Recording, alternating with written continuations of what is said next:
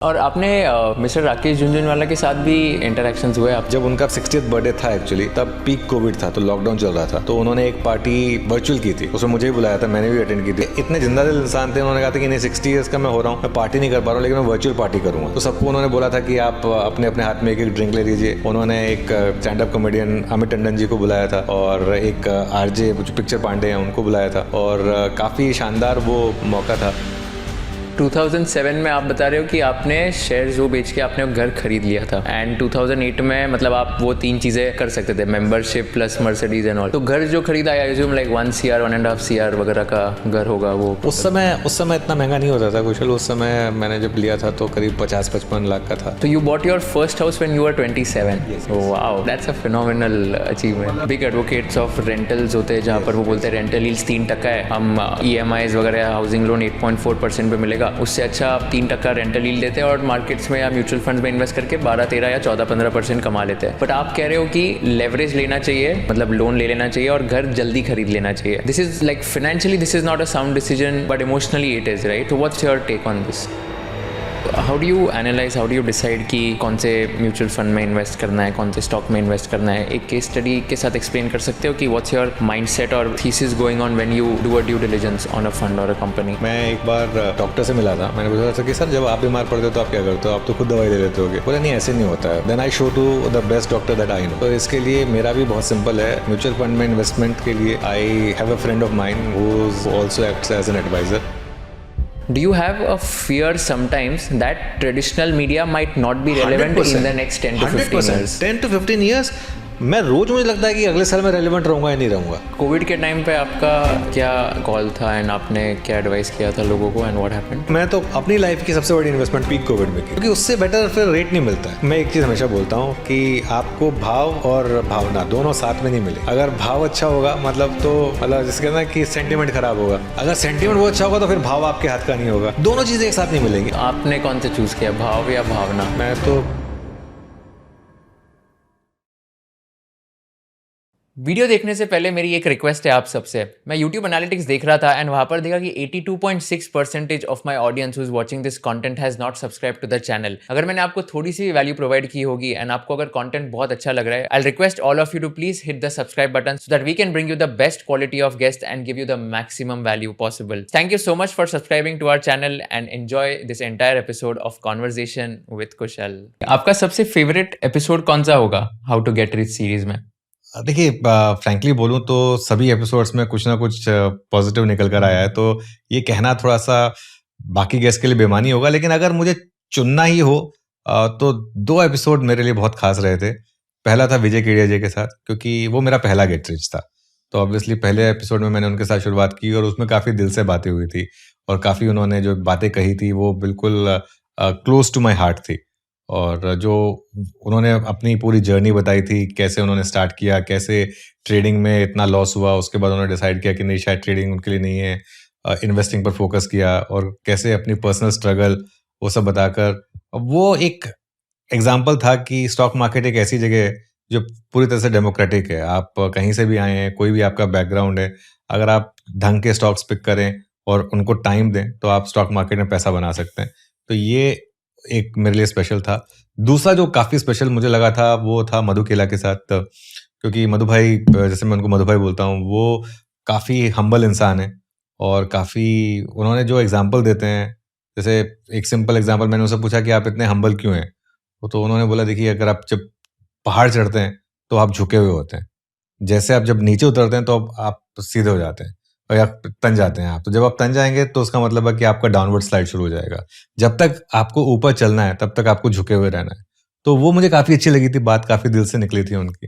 वैसे तो बाकी उसके अलावा मैंने जितने पॉडकास्ट किए हैं सब में कुछ ना कुछ स्पेशल निकल कर आया, लेकिन सिंस आपने पूछा कि कौन सा मेरा फेवरेट है, तो ये 2 मैं कहूँगा कि मेरे स्पेशल फेवरेट्स थे। और आपने मिस्टर राकेश झुनझुनवाला के साथ भी किया था कभी इंटरव्यू, उनसे इंटरेक्शंस हुए आपके काफी? मैंने किए हैं उनके साथ, राकेश झुनझुनवाला जी के साथ मैंने इंटरव्यू किए हैं। Rakesh ji obviously we still miss him, but उनके साथ दिवाली पे मैंने एक शो किया था और एक बार मैंने उनके साथ पहले भी एक इंटरेक्शन किया, तो 2 इंटरेक्शन हुई थी मेरी।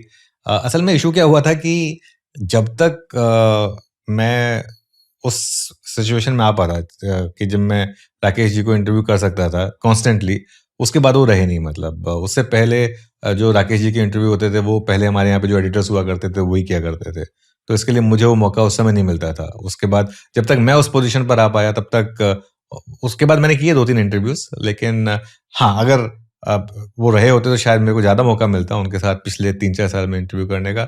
उसका रिग्रेट रहेगा हमेशा। लेकिन उनसे मैंने ऑफ टीवी काफ़ी बात की है, मतलब वो ऑफ एयर उनसे मैंने काफ़ी बात की है, काफ़ी उनसे मैंने सीखा है, काफ़ी उन्होंने मेरी मुझे क्रिटिसाइज़ भी किया, उन्होंने मुझे प्रेज़ भी किया है। काफ़ी अच्छे इंसान थे वो। और एक बार टीवी पर भी उन्होंने थोड़ा-सा बोल दिया था कि अनुज तुम कह रहे थे कि लिक्विडिटी ड्रिवन रैली है ये, ऐसा कुछ नहीं है। उसके बाद उन्होंने मुझे फ़ोन भी किया था कि सॉरी मैं थोड़ा ज़्यादा बोल गया। लेकिन मतलब एक रिग्रेट तो रहेगा कि जो दिवाली पर जाकर उनसे मिलने का एक हर साल का एक वो होता था, वो अब नहीं होता है। एग्जाम्पल में दे सकते हो क्या क्या क्या क्रिटिसाइज करते थे, कैसे प्रेस तो करते थे और तो क्या जैसे होता था? मैंने जब एक रैली की शुरुआत हुई थी, ये एक्चुअली कोविड के बाद का समय। तो मैंने एक व्यू ये लिया था कि ये पूरी की पूरी रैली जो है लिक्विडिटी ड्रिवन है, इसमें कुछ फंडामेंटल्स नहीं हैं। तो जब मार्केट चलता गया तो उन्होंने बोला कि बॉस सिर्फ लिक्विडिटी से मार्केट नहीं चलती है। तो उन्होंने ये बोला कि जो तुम नेगेटिव व्यू लेके चलते हो, ये क्यों इतना नेगेटिव व्यू है तुम्हारा? तो उस समय पे मैं थोड़ा-सा नेगेटिव था मार्केट में। मुझे लग रहा था कि वो जो पोस्ट कोविड रैली है वो सस्टेन नहीं करेगी, वो मतलब फ्लॉप हो जाएगी, लोग पैसा गँवा देंगे उसमें। तो उन्होंने कहा था कि नहीं, ये एक बुल मार्केट की नई बुल मार्केट की शुरुआत है। और एक चीज़ जो हमेशा वो कहते थे, उन्हें इस चीज़ से गुस्सा आ रहा था अगर कोई इंडिया पे पेसिमिस्ट होता था। उनका ये मानना था कि अगर तुम्हें यहाँ रहना है, यहाँ पैसा बनाना है, तो यहाँ बुलिश होना होगा। फिर आप ये नहीं कह सकते कि यहाँ लोअर परेल पे 2 घंटे का जाम लगता है। फिर आप ये नहीं कह सकते कि इधर अगर आप कहीं जाएँ तो इतनी लंबी लाइन लगती है। बोले ये सब पार्ट एंड पार्सल ऑफ एक डेवलपिंग कंट्री है, जो डेवलपिंग कंट्री से डेवलप्ड कंट्री बनने जा रही है। पहले की कंट्रीज़ में भी ये सब हुआ होगा। आज आगे की कंट्रीज़ में भी ये सब होगा। तो उनका क्रिटिसिज़्म इस चीज़ को लेकर था कि हम भारत पर नेगेटिव क्यों होते हैं? हमेशा हमें भारत पे पॉज़िटिव रहना चाहिए। और फ्रैंकली बोलूँ तो अगर पिछले 3-4 साल का अगर मैं अपना खुद का एग्ज़ाम्पल देखूँ, तो मैं हार्डली कभी नेगेटिव रहा हूँ। मैं ज़्यादातर पॉज़िटिव और ऑप्टिमिस्ट रहा हूँ। तो वो एक चेंज उनकी उस इंटरैक्शन के बाद से मेरे अंदर आया था। और ऑफ कैमरा आपने जब उनके साथ इंटरेक्ट किया है तो ऐसे क्या memorable, like what was your last interaction with him of camera? Last interaction मेरा था जब वो उन्होंने अपना 60th बर्थडे सेलिब्रेट किया था। तो उसकी कुछ पिक्चर्स वो मुझे दिखा रहे थे अपने कुछ करीबी दोस्तों के साथ जो उन्होंने सेलिब्रेट किया था, जिसमें टाइटन के वो एक सीईओ थे, भास्कर भट्ट जी, उनके वो थे, और भी 3-4 लोग थे जिनके साथ उन्होंने मिलके सेलिब्रेट किया था। तो वो उन्होंने काफ़ी अच्छे से दिखाया था मुझे। जब उनका 60th बर्थडे था एक्चुअली, तब पीक कोविड था, तो लॉकडाउन चल रहा था। तो उन्होंने एक पार्टी वर्चुअल की थी। उसमें मुझे भी बुलाया था, मैंने भी अटेंड की थी वो पार्टी। उसमें वो भी काफ़ी शानदार रही थी वैसे पार्टी, मतलब आप सोचिए इतने ज़िंदा-दिल इंसान थे, उन्होंने कहा था कि नहीं 60 इयर्स का मैं हो रहा हूँ, मैं पार्टी नहीं कर पा रहा हूँ लेकिन मैं वर्चुअल पार्टी करूँगा। तो सबको उन्होंने बोला था कि आप अपने-अपने हाथ में एक-एक ड्रिंक ले लीजिए। उन्होंने एक stand up comedian Amit Tandon ji को बुलाया था और एक आरजे जो पिक्चर पांडे हैं उनको बुलाया था और काफ़ी शानदार वो मौका था। तो उसके बाद जब उन्होंने एक्चुअल 60th किया था, अपना सेलिब्रेट किया था, तो उसकी उन्होंने पिक्चर्स दिखाई थी। अपने जो उनके 2 बेटे हैं, उनकी काफ़ी वो बात करते थे, उनकी पिक्चर्स उन्होंने दिखाई थी। तो और थोड़ा-सा बीच-बीच में वो इमोशनल भी हो जाते थे।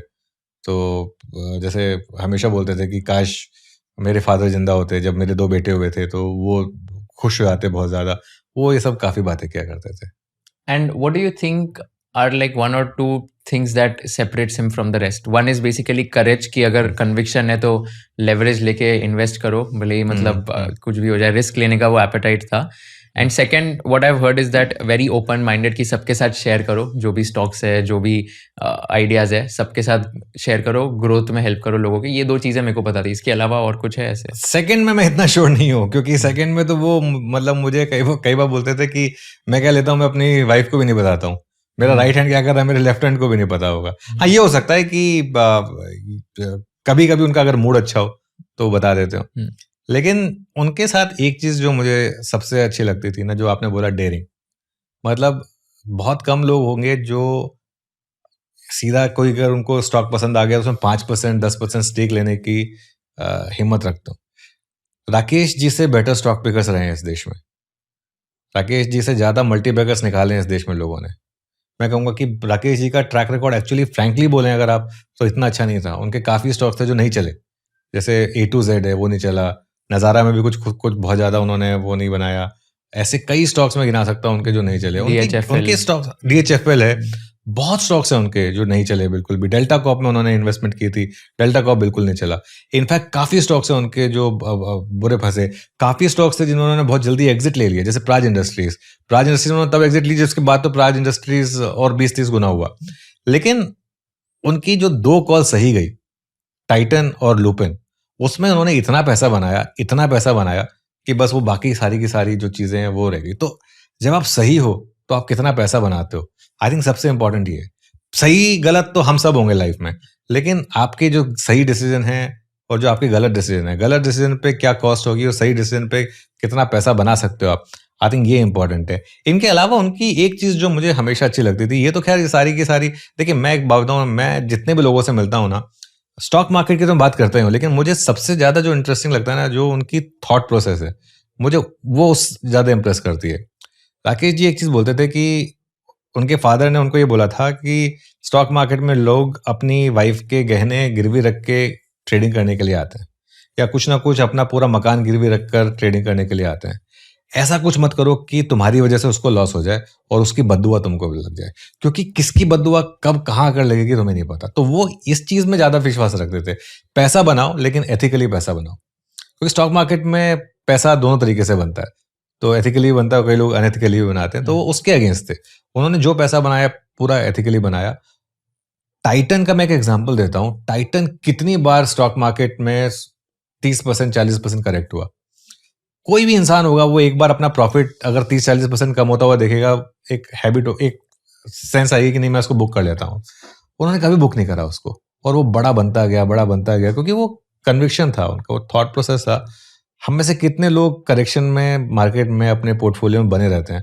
आई थिंक ये उनसे सीखने की जरूरत थी। Very very true. इसमें आपकी इन्वेस्टिंग जर्नी के बारे में थोड़ा बात करते हैं। तो आपका स्टॉक मार्केट में एंट्री कैसे हुआ? If you can go back to your past days, do you remember कि फर्स्ट स्टॉक आपने किस में इन्वेस्ट किया था एंड आपने पैसा बनाया था, क्या हुआ था वो स्टोरी? देखिए कुशल, मैं एक्चुअली इन्वेस्टिंग बहुत कम करता हूँ फ्रैंकली, क्योंकि मैं जिस प्रोफेशन में हूँ वहाँ पे कॉन्फ्लिक्ट ऑफ इंटरेस्ट का मामला आ जाता है। तो इसके लिए मेरे पास, अगर आप पूछें मुझे, तो लिस्टेड मार्केट में आज की डेट में सिर्फ 3 स्टॉक्स होंगे, और उनमें से भी 2 स्टॉक्स तो मेरे खुद की कंपनी के हैं, वो क्योंकि मेरे को ईसॉप्स मिले थे इसकी वजह से। लेकिन मैं आपको अपनी जर्नी के बारे में बता देता हूँ कि मेरी स्टॉक मार्केट की जर्नी की शुरुआत कहाँ से हुई। मैं कॉलेज में था, तब एमबीए पढ़ रहा था, और तब उस समय फ्यूचर्स एंड ऑप्शंस इंट्रोड्यूस हुए थे मार्केट में। मतलब ज़्यादा 2002 की बात है, आई थिंक वो नेसेंट स्टेज में थे। तो हमारे यहाँ पर एक कॉलेज में एक स्टॉक मार्केट गेम हुआ था, एक डेरिवेटिव गेम हुआ था। उसमें 1 घंटे के लिए हमको पढ़ाया गया कि फ्यूचर क्या होते हैं, कॉल्स क्या होते हैं, पुट्स क्या होते हैं। उसके बाद हमें एक सिचुएशन दी गई जिसमें कि न्यूज़ फ्लो दिया गया और बोला गया कि आप इसमें क्या करोगे, आपके पास इतना पैसा है। तो वो गेम मैंने जीता था, तो उसमें क्योंकि मैंने कॉल्स पुट्स वगैरह सब अच्छे से किया था, तो वहाँ से मेरा इंटरेस्ट स्टॉक मार्केट में जगा। तब मैंने अपनी फैकल्टी से पूछा कि मुझे स्टॉक मार्केट से रिलेटेड कुछ काम करना है। तो उन्होंने कहा कि स्टॉक मार्केट में तुम्हें मुंबई जाना होगा। मैं उस समय तैयार नहीं था मुंबई जाने के लिए, मुझे दिल्ली रहना था अपने पेरेंट्स के साथ। तो फिर मैंने कहा कि नहीं, दिल्ली में कुछ हो सकता है क्या? उन्होंने बोला कि सीएनबीसी में मेरी जान पहचान है, अगर तुम चाहो तो मैं वहाँ इंटर्नशिप करा सकती हूँ तुम्हारी। तो तब सीएनबीसी स्टार्ट ही हुआ था। मैं कहा ठीक है, करा दीजिए। तो मैं सीएनबीसी में वहाँ इंटर्नशिप की, और वहाँ एडिटर्स को मेरा काम इतना अच्छा लगा कि उन्होंने तुरंत मुझे कहा कि तुम ज्वाइन कर लो हमें। मैं कहा नहीं, मैं एमबीए पूरा करता हूँ फिर आता हूँ। फिर एमबीए पूरा करके अगले दिन ही मैंने फिर सीएनबीसी ज्वाइन किया। What has been your worst investment? Worst investment तो मैं नहीं कहूँगा, लेकिन मेरी, क्योंकि जैसे मैंने बोला कि मैं खुद ज़्यादा बहुत इन्वेस्टमेंट करता नहीं हूँ। जो मेरे ईसॉप्स थे टीवी 18 के, मैं आपको एक फैसिनेटिंग स्टोरी बताता हूँ। तो टीवी 18 के ईसॉप्स मुझे मिले करीब 2004 में मुझे मिले, और वो उसके बाद 2004 या 2000, हाँ 2004 में मिले थे। उसके बाद वो उनकी मैच्योरिटी थी कि 3 साल के बाद वो शुरू हो रहे थे। तो 2007 में, 2008 में और 2009 में मुझे वो शेयर्स मिलने थे। तो 2007 में जो मुझे शेयर्स मिले मैंने वो सारे के सारे बेच दिए, थैंक गॉड फॉर दैट, क्योंकि उसके तुरंत बाद अगले साल ग्लोबल फाइनेंशियल क्राइसिस आ गया। 2008 के जो मुझे ईसॉप के शेयर्स मिले मैं उन्हें बेचना चाहता था, क्योंकि मेरा उस समय थॉट प्रोसेस था कि अगर मैं 2007 के शेयर्स बेच के मैं अपना घर बना चुका था मुंबई में, तो वो 27 साल की उम्र में, तो मैं एक तरीके से मेंटली फ्री था। 2008 में जो मुझे शेयर मिले उस समय मैंने सोचा कि अगर मैं इन शेयर्स को अभी बेचता हूँ तो मैं उन शेयर से एक छोटी सी एक शॉप ले सकता था एक मॉल में जो मुझे मिल रही थी बांद्रा में। एक मैं क्लब की मेंबरशिप उस समय बहुत अच्छे रेट में मिल रही थी, और एक मैं सोचा था कि उस समय मेरा सपना था जर्मन गाड़ी लेने का, तो कि मर्सिडीज सी क्लास लेने का। तो मैंने सोचा था कि ये कर लेता हूँ, घर मेरे पास है ही, उसके बाद मैं सेटल हूँ, क्योंकि मुझे अगले साल और ईसॉप्स मिलने हैं और ये तो साइकिल है, ये तो चलती रहेगी, तो 2009 में और ईसॉप मिलने हैं। तो उस समय लेकिन मेरे सीईओ जो थे उस समय के वो बहुत अग्रेसिव थे। उन्होंने मुझे बोला कि नहीं तुम गलती कर रहे हो, मैं अपना एक भी शेयर नहीं बेच रहा हूँ, तुमने 2007 के बेचे मैं तो वो भी नहीं बेचे, तुम क्या करोगे बेच के, सोचो यहाँ से स्टॉक्स 10 गुना हो जाएंगे, तुम सोचो तुम क्या क्या कर सकते हो। तो मैंने नहीं बेचे वो शेयर्स। तो उस समय और उसके बाद ग्लोबल फाइनेंशियल क्राइसिस आया और उसके बाद वो स्टॉक्स मैं आज तक बेच ही नहीं पाया, क्योंकि वो उसके बाद इतना गिर गए थे वो स्टॉक्स। तो उस समय मुझे एक लेसन मिला कि आपको सारी एग्स एक बास्केट में नहीं रखनी है, क्योंकि आप यहाँ काम भी कर रहे हैं, उसके अलावा आपका पूरा का पूरा ईसॉप्स वगैरह भी यहाँ पर है। तो इससे बेटर रहता कि अगर मैंने उस समय उन शेयर्स को बेचकर अगर मुझे मार्केट में रहना था तो कोई म्यूचुअल फंड में डाल देता या किसी और स्टॉक में लगा देता। लेकिन द फैक्ट कि मैं नौकरी भी वहीं कर रहा हूँ प्लस मैं ईसॉप्स भी लेकर, और दिख रहा है कि मार्केट थोड़ा सा डावाडोल हो रहा है, उसके बाद भी मैंने नहीं बेचे वो शेयर्स, वो मुझे एक हमेशा रिग्रेट रहेगा। तो 2007 में आप बता रहे हो कि आपने शेयर्स वो बेच के आपने घर खरीद लिया था। हाँ 2007 में। हाँ। एंड 2008 में मतलब आप वो 3 चीजें कर सकते थे, कर सकता मेंबरशिप था, प्लस कर सकता मर्सिडीज था। And all. हाँ। तो घर जो खरीदा I assume like 1 CR 1.5 CR वगैरह का घर होगा वो उस टोटल। समय इतना महंगा नहीं होता था कुशल। Okay. उस समय मैंने जब लिया था तो करीब 50-55 लाख का था। Okay. 2 बेडरूम घर था, हाँ. तो 50-55 लाख का And था। so you bought your first house when you were 27. Yes, yes, Oh, wow, yes. that's a phenomenal हाँ, वो achievement. मतलब मैं उस चीज की खुशी है एक्चुअली 26 वो 2007 में तो उनको बेच के मैंने अपना लोन पूरा कर दिया था, क्योंकि तब लोन पे लिया था वो घर। Okay. तो एक्चुअली मैं लकी भी रहा था उसमें, क्योंकि मेरा जो मैंने घर लिया था उसके बाद वो रीडेवलपमेंट में भी गया, तो उसका भी एक थोड़ा सा फायदा हुआ। एक्चुअली मुझे सच बताऊं तो कई बार कहते हैं ना you are a victim of your own success. तो मैं क्योंकि इतनी जल्दी मुझे सब कुछ हो गया, तो उसके बाद उस समय जबकि मेरे बड़े भाई ने मुझे कहा था कि जब मेरे पास ये ईसॉप्स थे और ये घर रीडेवलपमेंट में जा रहा था, उस समय मेरे बड़े भाई ने मुझे एडवाइस की थी कि तुम जितना तुम्हारे ऊपर लेवरेज है उतना लेवरेज रखो, और 2 बेडरूम के बजाय 3 बेडरूम में 4 बेडरूम का घर ले लो। मैं कहा नहीं मैं अकेला हूँ, मुझे क्या जरूरत है। बोले तुम आज अकेले हो, आगे जाकर तुम्हारे पार्टनर होगा, बच्चे होंगे, तुम्हें घर छोटा पड़ेगा, तो तुम्हें आगे सोचने की जरूरत है। लेकिन उस समय मैं काफी फ्री माइंड में था, तो मैं कहा कि नहीं मैं ठीक है। मैं उसके बाद फिर फाइनली वो हुआ वही, मैंने फिर बाद में जाके बड़ा लोन लिया जब। लेकिन ठीक है, जो उस समय लिखा था उतना मिला उसमें तो। लेकिन हाँ, मैं ये चीज़ तो मुझे रियलाइज हो गई थी कुशल बॉम्बे में आते ही कि यहाँ पर प्रॉपर्टी जो है वो काफ़ी अप्रिशिएट करेगी, क्योंकि अनलाइक दिल्ली, बॉम्बे एक आइलैंड सिटी है और एक्सपेंशन की स्कोप कम है, और रीडेवलपमेंट एक बहुत बड़ा एक मुझे लग रहा था कि यहाँ पर बनने वाला है। तो मैंने इसीलिए स्पेसिफिकली एक ऐसा घर ढूंढा था जो मुझे लग रहा था कि काफ़ी पुरानी बिल्डिंग थी, 25 साल पुरानी बिल्डिंग थी। मुझे लग रहा था कि आगे जाकर शायद रीडेवलपमेंट में जाएगी। इनफैक्ट जब मैंने लिया था तो मेरे बहुत दोस्तों ने कहा था कि कहाँ ले लिया तुमने घर, लेकिन मेरा थॉट प्रोसेस बहुत क्लियर था कि ये रीडेवलपमेंट में जाएगी तो काफ़ी बड़ा फ़ायदा होगा। तो वो हुआ। एक्चुअली आज की डेट में भी अगर मैं फाइनेंशियली इंडिपेंडेंट अगर हूँ तो वो उस एक डिसीजन की वजह से फ्रैंकली। तो प्रॉपर्टी प्राइसेस अप्रिशिएट हुए हैं लाइक काफी अप्रिशिएट हुए हैं उस समय। कितने परसेंटेज हुआ होगा? Property prices would have kept pace with the Nifty I think. हाँ तो CAGR उसका भी होगा लाइक 13 उसका भी रहा होगा निफ्टी जितना CAGR रहा होगा। पिछले 3-4 साल में नहीं बढ़े हैं प्रॉपर्टी प्राइसेस, लेकिन मतलब 2 साल में, लेकिन CAGR तो रहा होगा निफ्टी जितना तो रहा होगा। मतलब जितना पैसा मैंने निफ्टी में लगाया होता है आई थिंक उतना ही पैसा, ऑल्सो कंसिडरिंग कि आप लेवरेज पे अगर लेते हो तो उसके हिसाब से तो फिर रिटर्न्स बहुत ज्यादा होते हैं, मल्टीफोल्ड होते हैं। ये मतलब I don't believe in that school of thought कि घर नहीं लेना चाहिए, you should only stay on rent and all, उसमें मैं बिलीव नहीं करता हूँ। लेवरेज आपको लेनी चाहिए, और अगर जब आप लेवरेज ले सकते हैं अच्छे से तो बिल्कुल लेनी चाहिए। बट देन इसमें बहुत सारे लोग जो है वो बिग एडवोकेट्स ऑफ रेंटल्स होते हैं जहाँ पर यस वो बोलते यस हैं रेंटल यील्ड्स 3% है, हम EMIs वगैरह हाउसिंग लोन 8.4% पे मिलेगा, उससे अच्छा आप 3% रेंटल यील्ड देते हैं और मार्केट्स में या म्यूचुअल फंड्स में इन्वेस्ट करके 12-13 या 14-15% कमा लेते हैं। बट आप कह रहे हो कि लेवरेज लेना चाहिए, मतलब लोन ले लेना चाहिए और घर जल्दी खरीद लेना चाहिए।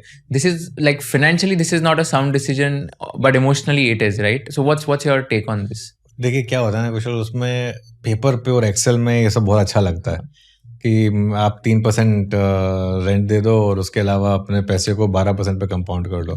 12% पे कोई कंपाउंड नहीं कर पाता पैसे को, ये सब सिर्फ कहानियों में अच्छा लगता है। व्हाट इफ अगर आपने एकदम peak of the financial crisis पे अगर आपने मार्केट में इन्वेस्ट कर दिया था तो क्या होता है कि ये, हाँ, अगर आपका 15-20 साल का व्यू है और अगर आप उस व्यू पे इंटैक्ट रहने वाले हैं तब अलग बात है। और क्या है ना कि इमोशनल डिसीजन से भी ज़्यादा कई बार होता है कि अगर आप अपने घर में जो चीज़ें कर सकते हैं वो शायद रेंटल घर में ना कर सकते हो। तो इसकी वजह से मतलब मेरा तो हमेशा से ये मानना रहा है कि, और मैं तो यंगस्टर्स को भी यही बोलता हूँ, एक घर आपका रहने वाला जरूर होना चाहिए। उसके बाद आप दूसरा तीसरा चौथा भले ही ना करें, लेकिन एक घर तो आपको इन्वेस्ट करना ही चाहिए, एक घर तो आपको अपना बनाना ही चाहिए। और ये आपका थॉट प्रोसेस होना चाहिए जब आप अपनी नौकरी की शुरुआत करें कि नहीं, मुझे एक अपने रहने के लिए घर तो बनाना ही बनाना है। अब बहुत लोग कहते हैं कि इससे आप इमोबाइल हो जाएंगे, ऐसा जरूर थोड़ा ना है। कल को मेरी नौकरी कहीं लगी तो मैं अपने घर को रेंट पर डाल सकता हूँ, तो रेंटल यील्ड आ जाएगा उसमें, क्या बड़ी बात है। लेकिन ये बहुत फैंसी है कि 12% स्टॉक्स और म्यूचुअल फंड में कंपाउंड हो जाएगा। 12% तो आज की डेट में अगर आप देखें तो बहुत कम लोग हैं जो 12% कंपाउंड कर पाए होंगे। हाँ ठीक है, 9-10% की कंपाउंडिंग मिल जाएगी आपको मार्केट में, लेकिन फिर भी मेरा थॉट प्रोसेस है कि अपना घर अपना होता है। एंड इसमें आपका फिर असेट एलोकेशन कैसे स्प्लिट होगा percentage wise between equities, real estate, gold, fixed income? मेरा इस समय अगर आप करंट नेटवर्थ के हिसाब से कंपेयर करेंगे तो आज की डेट में मेरा 50% I would say is in equities, around 25% is in real estate, around 10% is in gold, and बाकी फिर सब बाकी फिक्स डिपॉजिट वगैरह में जो है। फिक्स डिपॉजिट मैं बहुत कम रखता हूँ एक्चुअली। फिक्स डिपॉजिट तो मुझे लगता है कि होना ही नहीं चाहिए आपके पास, सबसे ज़्यादा लेजी है। फिक्स डिपॉजिट से अच्छा तो और कुछ नहीं तो डेट मार्केट में पैसा डाल के, मतलब कम से कम बैंकों को मतलब चीप मनी देने का क्या फ़ायदा है। तो वो तो मुझे नहीं लगता कि कभी करना चाहिए। फिक्स डिपॉजिट तो मैं बहुत बेयर मिनिमम होता है मेरा, मतलब जो सिर्फ फिक्स डिपॉजिट में अगर मैं करता भी हूँ तो मैं उस तरीके से करता हूँ, अगर मुझे मेरे बच्चों की फीस देनी है तो उसके हिसाब से एक कर लिया, ताकि उस पैसे को मैं कहीं और इधर उधर ना डालूं। मैं सिर्फ इसके लिए फिक्स डिपॉजिट करता हूँ, उसके अलावा फिक्स डिपॉजिट नहीं करता। और इक्विटीज में 50% जो है इट्स मेजरली म्यूचुअल फंड्स और it's it's a mix of एक दो स्टॉक्स और बाकी mutual fund, largely mutual fund, but एक दो stocks. So how do you analyse, how do you decide कि कौन से म्यूचुअल फंड में इन्वेस्ट करना है, कौन से स्टॉक में इन्वेस्ट करना है? एक केस स्टडी के साथ एक्सप्लेन कर सकते हो कि व्हाट्स योर माइंडसेट और thesis going on when you do a due diligence on a fund और अ कंपनी? बहुत अच्छी बात कही आपने। मैं एक बार एक डॉक्टर से मिला था, मैंने पूछा था कि सर जब आप बीमार पड़ते हो तो आप क्या करते हो, आप तो खुद दवाई ले लेते होगे। बोले नहीं, ऐसे नहीं होता है। Then I show to the best doctor that I know. तो इसके लिए मेरा भी बहुत सिंपल है। मैं म्यूचुअल फंड में इन्वेस्टमेंट के लिए I have a friend of mine who is also acts as an advisor. नाम नहीं लूंगा, लेकिन जस्ट उनसे पूछता हूँ मैं कि किस में इन्वेस्ट करना है, तो what ever he says I do that, I follow that blindly. तो मेरा एक बहुत सिंपल रूल है लाइफ में कि अगर एक टॉपिक पर वो एक्सपर्ट है तो मुझे फिर उसका व्यू ठीक है। वो आप कहेंगे कि आप खुद इस टॉपिक पे एक्सपर्ट हैं, नहीं, मेरे पास उतना समय होता नहीं है फ्रैंकली कि उतनी रिसर्च में कर सकूं। मेरा ओरिएंटेशन ज़्यादा मार्केट के नियर टर्म मूव्स पर, F&O पोजीशंस पर, ट्रेडिंग साइड पर, इन पर होता है। लेकिन जहाँ तक इन्वेस्टमेंट की बात आती है तो then I go with advice of someone who I trust, और फिर वो जो बोलते हैं वो कर देता हूँ। लेकिन मेरा म्यूचुअल फंड का जो पोर्टफोलियो बहुत ज़्यादा डाइवर्सिफाइड नहीं है। कुल मिलाकर मेरे पास 3 म्यूचुअल फंड्स हैं। एक मल्टी कैप फंड है, एक मिड कैप फंड है, और आई थिंक एक शायद लार्ज कैप फंड है शायद। इसके अलावा मैं एक चीज़ जो फॉलो करता हूँ, मैं निफ्टी, बैंक निफ्टी और निफ्टी जूनियर के ETF, ये 3 ETF हैं, इनमें मैं रेगुलरली इन्वेस्ट करता हूँ। और अगर मार्केट में 10% की करेक्शन आए तो मैं 10 महीने की जो SIP है, मतलब जितनी होनी चाहिए उतनी एक साथ इन्वेस्ट कर देता हूँ निफ्टी के ETF में। जब लास्ट टाइम निफ्टी 22,000 आया था करेक्ट होकर, अभी इसी साल 22,000 जब आया था, तब मैंने एक साइजेबल चंक निफ्टी के ETF में डाला था। अभी भी मेरा व्यू यही था कि अगर निफ्टी इस बार करेक्ट होकर 23,000 पर आया तो मैं डाल दूंगा, बाई चांस आया ही नहीं वो। लेकिन व्यू मेरा यही रहता है, टॉप से जब भी निफ्टी 10% करेक्ट होता है, मेरा व्यू होता है कि 10 महीने का पैसा एक साथ निफ्टी में डाल दो। उसके अलावा 2-3 म्यूचुअल फंड है और एक आध जैसे मैंने कहा कि स्टॉक्स है मेरे पास। तो अभी आप फिर रियल एस्टेट में आपने जो 25% बोला, तो वो commercial real estate, residential real estate, वो कौन से इन्वेस्टमेंट्स हो गए? दोनों हैं। एक Okay. तो जो मेरा रेसिडेंशियल था वो था ही, और एक मैंने थोड़ा सा कमर्शियल प्रॉपर्टी में भी इन्वेस्ट किया था।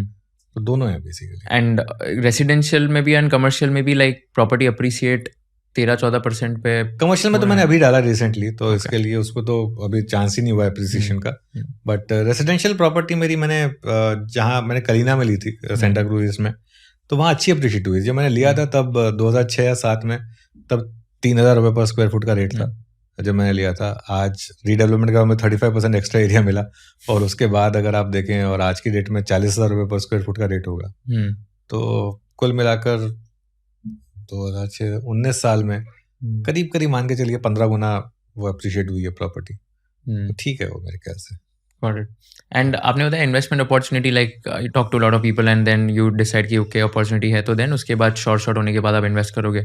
Now that you have been like meeting so many investors, तो अभी बेसिस द इंटरेक्शंस आपको कहाँ पे लग रही है कि इन्वेस्टमेंट अपॉर्चुनिटीज है, या तो कौन से थीम्स जैसे सेक्टर्स लग रहे हैं कि this can be something which can be a good opportunity right now in India? I think right now सबसे ज्यादा अपॉर्चुनिटी अनलिस्टेड स्पेस में, क्योंकि जितने भी बड़े प्लेयर्स हैं वो सब आजकल एक सिंपल पैटर्न बन गया है। आप अनलिस्टेड कंपनी में इन्वेस्ट करिए, उसको थोड़ा 2-3 साल गाइड करिए, उसको थोड़ा बड़ा बनाइए, और उसके बाद उसका IPO कर दीजिए। ऑलमोस्ट हर कोई यही कर रहा है आजकल, और इसके काफ़ी एग्जांपल्स हैं। काफ़ी मतलब कई कंपनियां आई जो मतलब लोगों ने स्क्रैच से शुरू की, चाहे वो रिन्यूएबल्स में हो, चाहे वो स्टॉक मार्केट से जुड़े प्लेयर्स हों, चाहे रिटेल के प्लेयर्स हों। ऐसे कई स्टॉक्स हैं जिन पर लोगों ने खासतौर से प्राइवेट इक्विटी या फिर बड़े HNI इन्वेस्टर्स, उन्होंने काफ़ी पोटेंशियल समझा, उनका एंटरप्रेन्योर को समझा, उसको बैक किया, और उसके बाद उसका IPO लेकर आए। तो ऐसे कई इन्वेस्टमेंट अपॉर्चुनिटीज़, सबसे ज़्यादा इन्वेस्टमेंट अपॉर्चुनिटीज़ आज की डेट में अनलिस्टेड में। दिक्कत यह है कि अनलिस्टेड में जैसे कहते हैं ना, लैंड माइन और गोल्ड माइन दोनों है। अब कई लोग फंस जाते हैं अनलिस्टेड में, कई स्टॉक्स में एग्जिट है ही नहीं। एक बार आपने वहाँ पे पैसा लगा दिया, उसके बाद आपकी एग्जिट नहीं है, अनलेस आप लकी हैं और वो स्टॉक थोड़ा फ्लेवर में आ जाए। अगर IPO नहीं होगा तो फिर अनलिस्टेड मार्केट में लिक्विडिटी नहीं है, फिर वो बायर और सेलर के बीच की आपस की बात है। तो उस वजह से इसके अलावा कुशल, अगर आप लिस्टेड यूनिवर्स में पूछेंगे तो मेरे ख्याल से इस समय सबसे ज़्यादा अपॉर्चुनिटीज़ ऑटोमोबाइल और इलेक्ट्रिक व्हीकल, ये सब पूरा ट्रांजिशन हो रहा है। इसमें जो सही कंपनियां हैं जो अच्छा कर रही हैं उसमें काफ़ी लोग बुलिश हैं। तो ये एक और स्पेस है जहाँ पर काफ़ी लोग बुलिश हो रहे हैं। अनलिस्टेड स्पेस में एग्जैक्टली लाइक अभी तो बहुत सारी कंपनीज है जो IPO वगैरह लेने के लिए आ रही है, बट उसमें भी कैसे एक एग्जांपल के थ्रू एक्सप्लेन कर सकते हो कि आपने कौन से इसमें इन्वेस्ट किया था और क्या देखा था इन्वेस्ट करने के पहले? बिकॉज अनलिस्टेड में भी लाइक काफ़ी सेक्टर्स में अलग अलग कंपनीज है, तो ऐसे में IPOs भी काफ़ी हो रहे हैं अभी। जैसे जिसका मतलब 50 करोड़ का टर्नओवर है, वो 100 करोड़ के मार्केट कैप पे लिस्ट हो जा रही है, एक्सेट्रा। तो इसमें कैसे मतलब आप आइडेंटिफाई करते हो अपॉर्चुनिटी? देखिए, मैं तो एक ही में इन्वेस्ट किया है, तो इसके लिए मैं तो अपनी बात बता सकता हूँ। मैं तो जब किया था इन्वेस्ट NSE में, तब दिख रहा था कि मार्केट यहाँ से एक्सप्लोड होने वाला है, और जिस तरीके से लोग स्टॉक मार्केट में आ रहे हैं कोविड के बाद से, जिस तरीके से लोगों ने स्टॉक मार्केट को as a full time profession अपनाना शुरू किया था, तो उस समय लग रहा था कि इस सेक्टर में काफ़ी ग्रोथ होने वाली है। तो उस वजह से मैंने इन्वेस्ट किया था। बाकी इसके अलावा 1-2 और कंपनियां मैंने कंसिडर की थी इन्वेस्टमेंट करने के लिए, लेकिन की नहीं। जैसे कि बीरा पे देखा था मैंने एक बार, चेन्नई सुपर किंग्स देखा था, लेकिन फिर फाइनली इन्वेस्ट किया नहीं, डिसाइड किया कि नहीं, कुछ है नहीं इसमें। तो चेन्नई सुपर किंग्स में क्यों इन्वेस्ट नहीं किया? नहीं, कोई रीजन, पैसा भी नहीं है ना एक्चुअली। हम्म। अगर आप देखें तो मतलब मेरे पास कोई बहुत ज्यादा पैसा तो है नहीं। मैं एक छोटा सा आदमी हूँ एक, अगर आप देखें तो। बहुत लोगों को लगता होगा कि मैं एक मतलब इतने बड़े टीवी चैनल में काम करता हूँ तो कोई बहुत अमीर होऊंगा, ऐसा कुछ है नहीं। तो लिमिटेड पैसा है, और लिमिटेड पैसा है तो लिमिटेड स्कोप है इन्वेस्ट करने के लिए। तो चेन्नई सुपर किंग्स वैसे एक्चुअली फ्रैंकली मैं मतलब काफ़ी इम्प्रेस था, और काफ़ी रीजनेबल मार्केट कैप पे अवेलेबल थी वो कंपनी। अभी भी है वैसे actually, frankly if you ask me. शायद हो सकता है मैं इन्वेस्ट भी कर दूं इन फ्यूचर थोड़ा बहुत पैसा अपना, लेकिन अभी तो नहीं किया फिलहाल। तो इसमें कैसे होता है like business model in the sense Chennai super Kings company में इन्वेस्ट होता है एंड देन मतलब कैसे लाइक स्ट्रक्चर कैसे होता है? It's a separate entity. हाँ, इट्स सेपरेट एंटिटी। अब तो वैसे ही वो इंडिया सीमेंट वैसे ही बेच चुके हैं उसको। तो अब तो बेच चुके हैं, या आई थिंक मतलब I am not too sure, लेकिन सेपरेट एंटिटी है। जैसे लिस्टेड कंपनी होती है ऐसे अनलिस्टेड कंपनी होती है। वो शेयर्स होते हैं उनके, आप खरीद सकते हैं। बस ये है कि रोज डीलिंग नहीं होती उनकी। जैसे स्टॉक मार्केट में तो आप अगर स्टॉक खरीदते हैं तो आपकी आंखों के सामने है स्टॉक ऊपर है नीचे है, क्या प्राइस पे चल रहा है, क्या प्राइस पे डील्स हो रही हैं।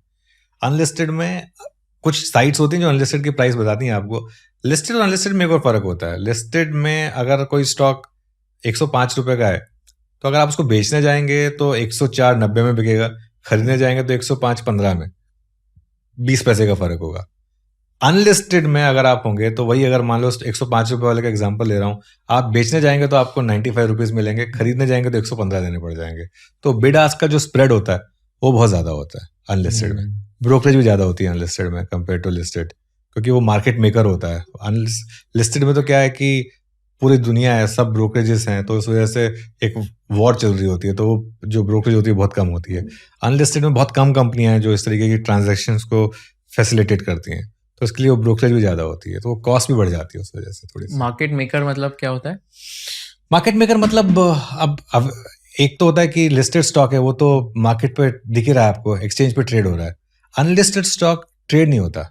तो उसमें क्या होता है, अगर मान लो आपके पास कोई स्टॉक है और मुझे वो लेना है आपसे, तो कोई थर्ड पार्टी होगी जो कहेगी, जो आपको और मुझे सामने बिठाएगी टेबल पर, वो कहेगी कि चलिए ठीक है इस प्राइस पे डील कर लेते हैं। तो लिस्टेड स्टॉक्स में तो मार्केट मेकर एक्सचेंज है, सामने ही है, मतलब उसमें डील हो रही है। उसके बाद आप किसी भी प्लेटफॉर्म पे कोई भी ब्रोकर के थ्रू कर लें, वो तो जो एक्सचेंज पे प्राइस होगी उसी पे जाएगा वो। इसमें ये नहीं हो सकता कि आप एक ब्रोकर आपको दूसरा रेट ऑफर कर दे, दूसरा ब्रोकर आपको दूसरा रेट ऑफर कर दे। अनलिस्टेड में थोड़ा बहुत डिफरेंशियल हो जाता है कि कई ब्रोकर की थोड़ी सी ज्यादा पहचान होती है, तो वो थोड़ा आपको बेटर रेट दिला सकता है, जैसे, तो ये हो जाता है। तो वो मार्केट मेकिंग होती है बेसिकली। ऐसा कभी हुआ है कि कोई स्टॉक है जो आपने टीवी पे या न्यूज़ चैनल पे बताया था कि okay this is like you are bullish on that और you spoke something about that company but it went the other way round? मतलब आपने कुछ बताया बट उसके जैसा नहीं हुआ, and one more example of a case where आपने बताया और उसके जैसा ही हुआ, ऐसे लाइक एक दो स्टोरीज है स्टॉक्स रिलेटेड? रोज ही होता है। मतलब हमें तो आदत हो गई, क्योंकि इतने स्टॉक्स की बात करते हैं हम, तो कितनी बार ऐसा होता है कि जो स्टॉक जिस तरीके से बोलते हैं उसके कंप्लीटली उल्टा जाता है। लेकिन वो बहुत कम होता है फ्रैंकली, क्योंकि देखिए हम ना थोड़ा सा सुबह एक चीज का ध्यान रख के बोलते हैं कि काफी लोग हमको सुन के एक्ट करेंगे, तो इस वजह से थोड़ा सा अपनी रिसर्च जो होती है वो थोड़ी सी प्रॉपर होती है। तो कभी एक आध बार मतलब एक आध बार गलत भी गए हैं कुछ एग्जैक्टली। अब मुझे तो एग्जाम्पल तो याद नहीं आ रहा, क्योंकि लेकिन एक दो बार ऐसा हुआ है कि कुछ न्यूज़ को समझने में जैसे कई बार गलती हो जाती है, तो वो उस वजह से हो जाता है। बट अदरवाइज ज़्यादातर अगर आप देखेंगे तो क्योंकि हमारे पास इतनी रिसर्च होती है और उसके हिसाब से हम, वैसे भी मैं बहुत ज़्यादा छोटे स्टॉक्स की बात नहीं करता, ज़्यादातर बड़े स्टॉक्स की बात करता हूँ। ज़्यादातर तो जो मार्केट का ट्रेंड और मार्केट का टेक्सचर है उसके हिसाब से ही हम स्टॉक्स की बात करते हैं। तो ज़्यादातर तो उसी डायरेक्शन में जाते हैं जिस डायरेक्शन में होपफुल होते हैं हम कि वो जाएंगे। एक आध बार हो जाती है, गलती हो जाती है, वो अगेंस्ट चले जाते हैं हमारे। लेकिन जैसे रिसेंटली अभी स्विगी में बहुत बड़ा मूव आया, वो प्राइसिंग नहीं कर पाए हम। स्विगी मुझे लग रहा था कि शायद थोड़ा सा और गिरेगा, लेकिन वो गिरा काफ़ी। लेकिन उसके बाद जिस तरीके की रैली आई उसमें, वो थोड़ा सा प्राइसिंग करना थोड़ा सा टफ हो गया था। जोमैटो पे शुरू में मैं बेरिश था काफ़ी, बाद में पॉजिटिव हुआ, लेकिन शुरू में थोड़ा गलत पड़ा जोमैटो पे। लेकिन उसके बाद जब सही पड़े तो बहुत सही पड़े, फिर उसके बाद जोमैटो पे लगातार पॉजिटिव व्यू रहा। पेटीएम पे एकदम सही स्ट्रांग व्यू था काफ़ी समय से, तो वो ठीक-ठाक चला। जोमेटो में आपने बोला कि आप पहले बेरिश थे एंड देन उसके बाद पॉजिटिव हुए एंड हाँ। देन जो पॉजिटिव था वो तो काफ़ी हेल्प मतलब काफ़ी इसमें एक्सपोनेंशियली ग्रो हुआ होगा वो प्राइस। तो जोमेटो के केस में क्या था, like why were you bearish first and then what happened which made you bullish on that? पहले मैं बेरिश इसलिए था क्योंकि मुझे लग रहा था कि वो कंपनी जो है वो ज़्यादातर सिर्फ शोर शराबे में फोकस कर रही है और काम पे ध्यान कम है। पॉजिटिव मैं हुआ तब जोमेटो पर जब उन्होंने प्रॉफिटेबिलिटी पर फोकस किया और जब ब्लिंकिट को उन्होंने कहा कि हम टर्न अराउंड कर देंगे ब्लिंकिट को, और उसके साइन दिखने लगे। क्योंकि देखिए एक चीज़ समझ लीजिए, आज की डेट में जोमेटो हुआ या स्विगी हुआ, इनकी अगर आप ट्रांजैक्शंस देखें, आज की डेट में जो जितने ट्रांजैक्शन करते हैं, डीमार्ट जैसी कंपनी भी उतना उनका जीएमवी नहीं है उसका। तो उस लेवल की ट्रांजैक्शन कर रहे हैं। इसमें एक बार अगर कंपनी प्रॉफिटेबल हो जाए, अब जैसे आज की डेट में, पहले मुझे याद है मैं एक समय वो भी था, मैं मिट्टी बाई कॉलेज के पास वाला वड़ा पाव मंगा लेता था स्विगी या जोमेटो पे, और वो 10 रुपए का जो वड़ा पाव होता था वो 10 रुपए में ही आ जाता था।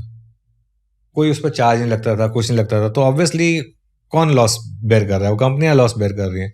आज की डेट में देखिए, आप अगर आप ऑर्डर करिए इन कंपनियों पर और उसके बाद चार्जेस को ब्रेक डाउन देखिए, पहले तो जितना रेस्टोरेंट में रेट होगा उससे ज़्यादा रेट ऑलरेडी लगा रहे होंगे, तो वो ऑलरेडी थोड़ा सा शायद कमीशन इनबिल्ट होता है। उसके अलावा आप देखिए डिलीवरी चार्ज, सर्च फीस, ये वो। आजकल तो डिलीवरी चार्ज के अलावा, सर्च फीस के अलावा, अगर बारिश हो रही तो रेंज सर्च फी अलग से होता है। तो धंधा जो है ना, और अब प्रॉफिटेबिलिटी पर फोकस हो गया है बेसिकली। एआई इम्प्लीमेंट कर देना, जिस तरीके से आज की डेट में अगर आपने जोमेटो से कुछ ऑर्डर किया, अगर आप उनके साथ कस्टमर सपोर्ट पर जा रहे हैं, तो 90% 95% आपके सामने एआई है। आपको कोई रोबोट बैठा होगा जो चैट कर रहा होगा। आपको कई बार तो ऐसा होता है कि कुछ इश्यूज होते हैं जो आपको लगता है कैसे सॉल्व होंगे, फाइनली फिर बार बार आपको उनको बोलना होता है कि please escalate it to delivery executive, तो फाइनली वो टू एन एग्जीक्यूटिव, तो फाइनली वो होता। तो लेकिन इसका मतलब क्या है कि कॉस्ट कटिंग हो रही है। तो कॉस्ट कटिंग हो रही है और eight the end of the day आप स्टिल यूज कर रहे हैं। आप बाहर निकलिए, आप किसी भी गली में पहुंच जाइए, आपको 3 जोमेटो या ब्लिंकिट या इंस्टामार्ट का कोई ना कोई तो दिख ही जाएगा। तो एक नेक्स्ट लेवल पे पहुंच गए हैं ये लोग, और मुझे लग रहा है कि अगर प्रॉफिटेबिलिटी पे फोकस रहा इनका, तो ये काफ़ी पॉजिटिव हो सकता है। हाँ, स्टॉक्स चल चुके हैं काफ़ी ऑलरेडी, ये बात भी थोड़ी ध्यान में रखनी होगी। एंड पेटीएम पे आपका क्या थीसिस था? देखिए, पेटीएम पे थीसिस ये था कि पेटीएम पे मेरा व्यू था वो था कि मुझे लगता था कि मैनेजमेंट काफ़ी अच्छी है। चाहे विजय शेखर जी हों या उनके अंडर जो टीम है, वो मुझे उन पे कॉन्फिडेंस था कि वो कुछ ना कुछ अच्छा करेंगे। और 1-2 सेटबैक उनको मिले थे, लेकिन वो सेटबैक से वो उबर पाएँगे। और एक चीज़, at the end of the day मैं हमेशा एक चीज़ बोलता हूँ कि भले ही पेटीएम का स्टॉक काफ़ी गिरा हो, लेकिन you can't argue with the fact कि पेटीएम ने इस देश में जो ऑनलाइन पेमेंट्स वगैरह है उसकी क्रांति पेटीएम ने ही लाई थी। आज की डेट में मतलब कुछ भी होता था, लोग कहते थे पेटीएम कर देना। Even if you using other platform you would say Paytm कर देना। वो बहुत कम होता था। एक पुराने ज़माने में जैसे कहते थे ना, कोलगेट कर लो, तो लोग जैसे टूथपेस्ट कर लो भैया बोलते थे कि कोलगेट कर लिया क्या तूने। तो ये ऐसे पेटीएम ने एक तरीके से ये शुरुआत की थी। तो एक कांस्टेंट मेरा बिलीफ ये था कि सेटबैक्स हैं पेटीएम में, लेकिन जिस बंदे ने आउट ऑफ ब्लू इस तरीके की कंपनी बनाई है, वो डूबने तो नहीं देगा कंपनी को, कुछ ना कुछ तो अच्छा करेगा। और इसके लिए आप देखिए पेटीएम मतलब लोस से कितना 4 गुना, 3 गुना तो हो ही चुका है मेरे ख्याल से। और मेरे ख्याल से अब उनका भी फोकस प्रॉफिटेबिलिटी पर है काफ़ी। और उन्होंने एक और अच्छी चीज़ की, अभी तो उन्होंने आगे बोल दिया कि अब से हम जो भी नंबर डिक्लेयर करेंगे, ये सब एक्स ऑफ ईसॉप वगैरह नहीं बोलेंगे, जो एबिटा नंबर है बस वो डिक्लेयर करेंगे। ट्रांसपेरेंसी भी है थोड़ी सी, ये भी अच्छी चीज़ है। तो अभी आप जैसे बैंक निफ्टी या निफ्टी ये सब इंडाइसेस है, इस पे व्यूज वगैरह होते हैं, तो at present like basis your interactions and research, what's the outlook in the market right now? And Nifty short term, let's say 3 months, 6 months, 1 year, इसमें क्या व्यूज है, लाइक कैसे आगे जाएगा? देखिए, अभी मार्केट में थोड़ा सा मुझे लग रहा है कि नियर टर्म टेक्सचर थोड़ा सा डाइसी है, क्योंकि जो ट्रम्प के टैरिफ्स हैं इनका क्या इम्पैक्ट होगा, आई थिंक ये थोड़ा सा देखना है। जीएसटी कट ने काफ़ी हद तक हमारी हेल्प की है, लेकिन कितना आगे जाकर वो अर्निंग्स में ट्रांसलेट होगा, वो आई थिंक अभी तक किसी को नोन नहीं है। मार्केट एक्सपेंसिव भले ही ना हो लेकिन चीप भी नहीं है। ऐसा नहीं है कि मार्केट में समय कोई बहुत बड़ी बार्गेन अवेलेबल है आपके लिए। अर्निंग्स ग्रोथ हमारी खराब रही है पिछले 3 क्वार्टर से, और अब तक तो कोई साइन दिखे नहीं है कि कुछ इंप्रूवमेंट हो रही है।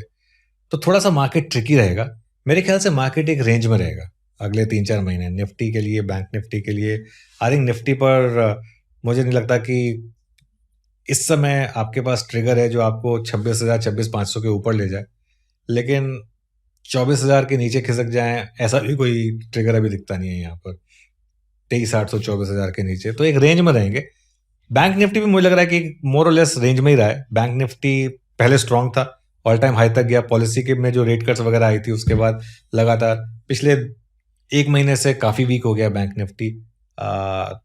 लेकिन यहाँ पर भी मोर और लेस एक रेंज है। मुझे लग रहा है कि थोड़ी सी बड़ी रेंज है यहाँ पे, लेकिन 52-53 हज़ार डाउन साइड पर मुझे लग रहा है, और 56,000-57,000 अप साइड पर। तो एक बेसिक रेंज है ये मार्केट के लिए इस समय। और ये रेंज आप कितने मंथ्स के लिए बोल रहे हो, like in what time? I think for next 4-5 months मुझे लग रहा है कि एक रेंज शायद मार्केट रिस्पेक्ट करेगा इस रेंज को।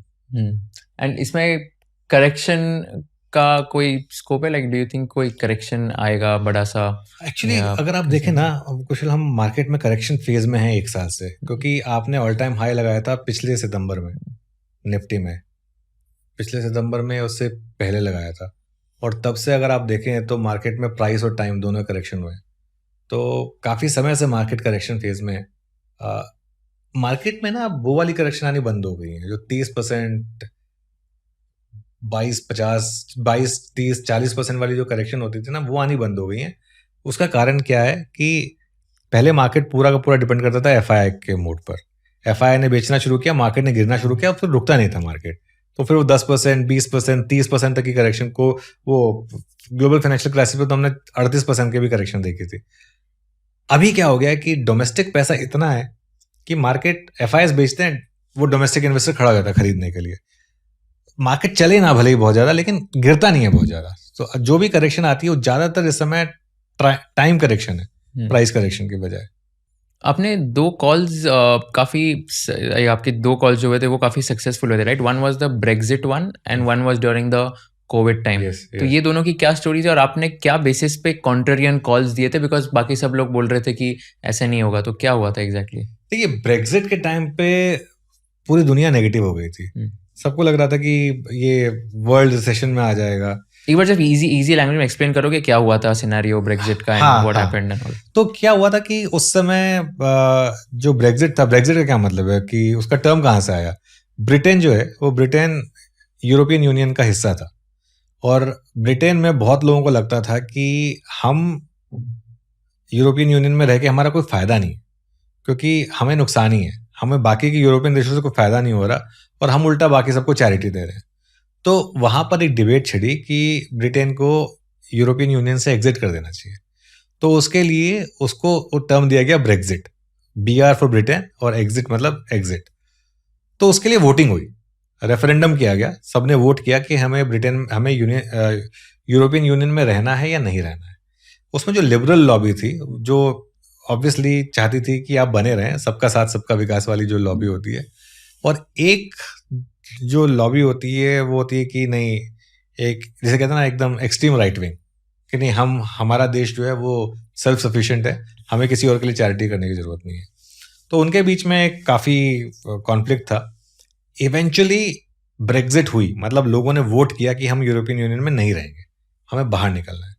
तो उस समय बहुत लोगों को लग रहा था कि इसकी वजह से वर्ल्ड इकोनॉमी में बहुत प्रेशर आएगा, मार्केट गिर जाएंगे, पूरी मार्केट खराब हो जाएंगी सब।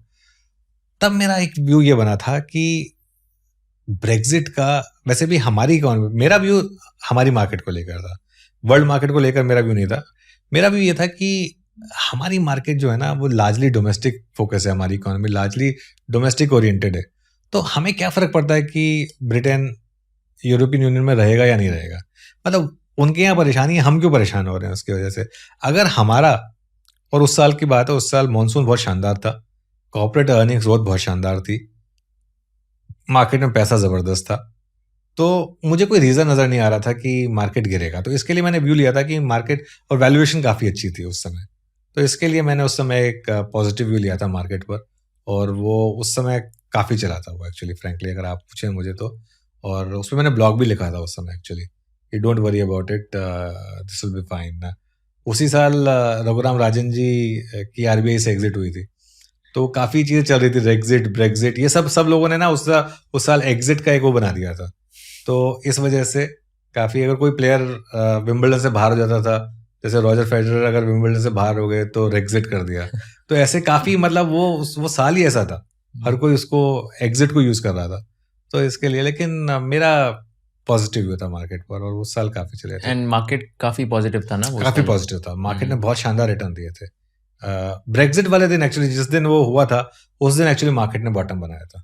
एक्चुअली मार्केट की एक खासियत है कुशल, अगर आप देखें ना, मार्केट नॉर्मली अगर खराब खबर पर घूम जाए, उसके बाद मार्केट उस लेवल को कभी टेस्ट नहीं करता।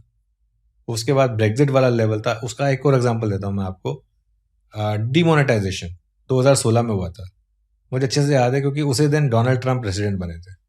उस दिन भी मार्केट ऑलमोस्ट निफ्टी पर हमने लोअर सर्किट लगा दिया था, और उसके बाद मार्केट घुमा था, और उसके बाद जो मार्केट घुमा था वहां से उस लेवल पे मार्केट कभी नहीं गया।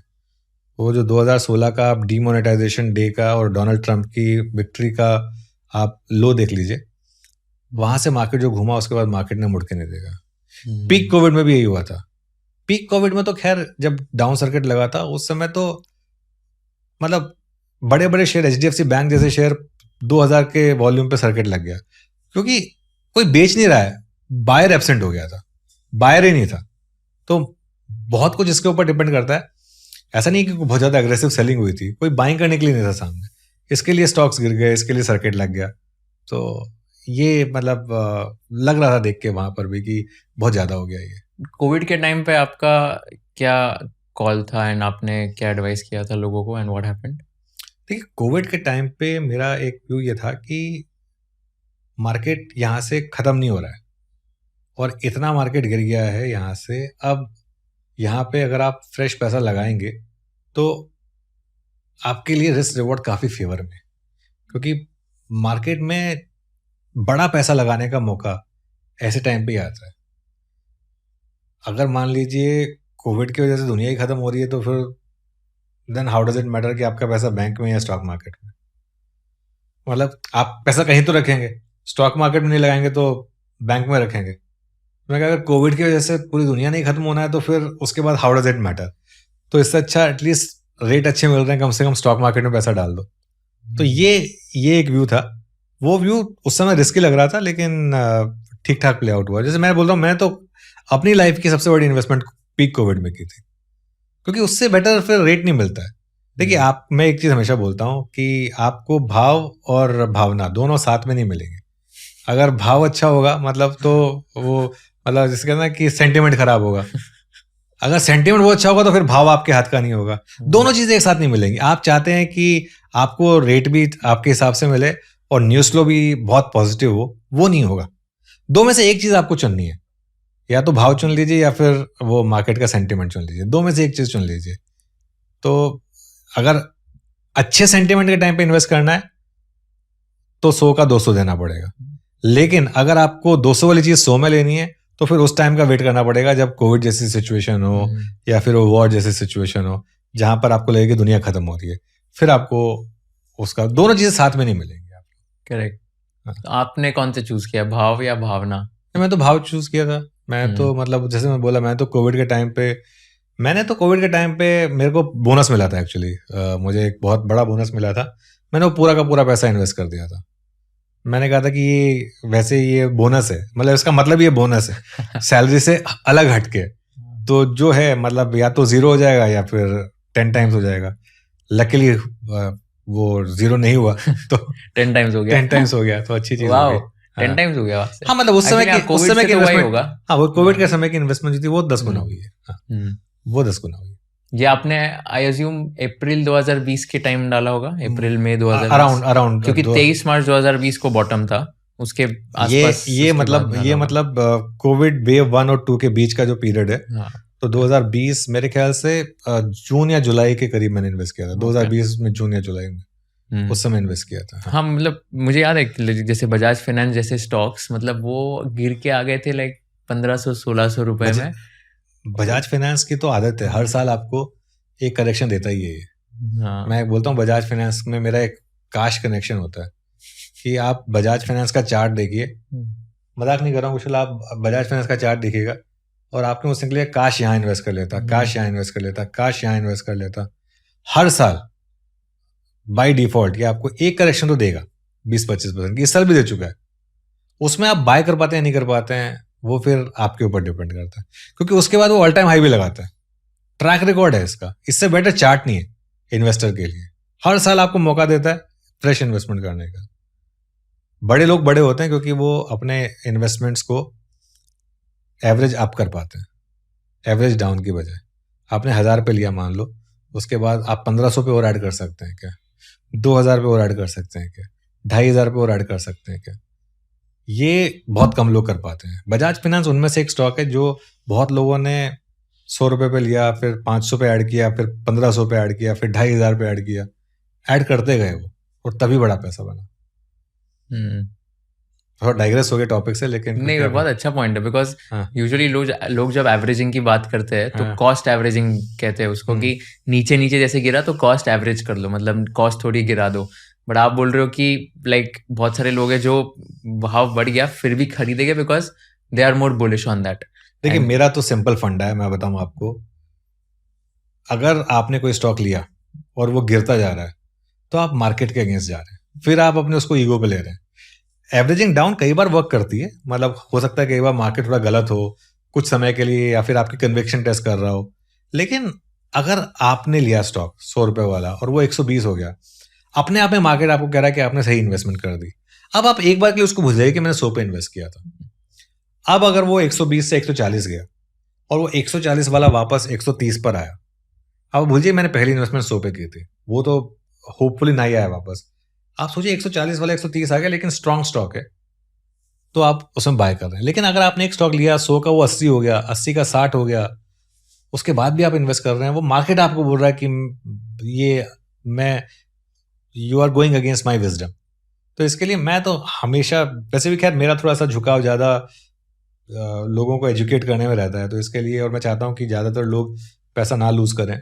मैं तो हमेशा बोलता हूँ कि लॉस मेकिंग ट्रेड में कभी एवरेज नहीं करनी चाहिए, क्योंकि उससे होगा क्या, बहुत लोग ये गलती करते हैं, 100 का 90 हो गया, 90 पे और खरीद लिया, वो 90 का 80 हो गया, तो पहले तो अगर आपने नहीं एवरेज किया तो 100 पे ही 100 पे जितनी क्वांटिटी थी उस पर ही सिर्फ आपने 20 रुपए लूज किया होता।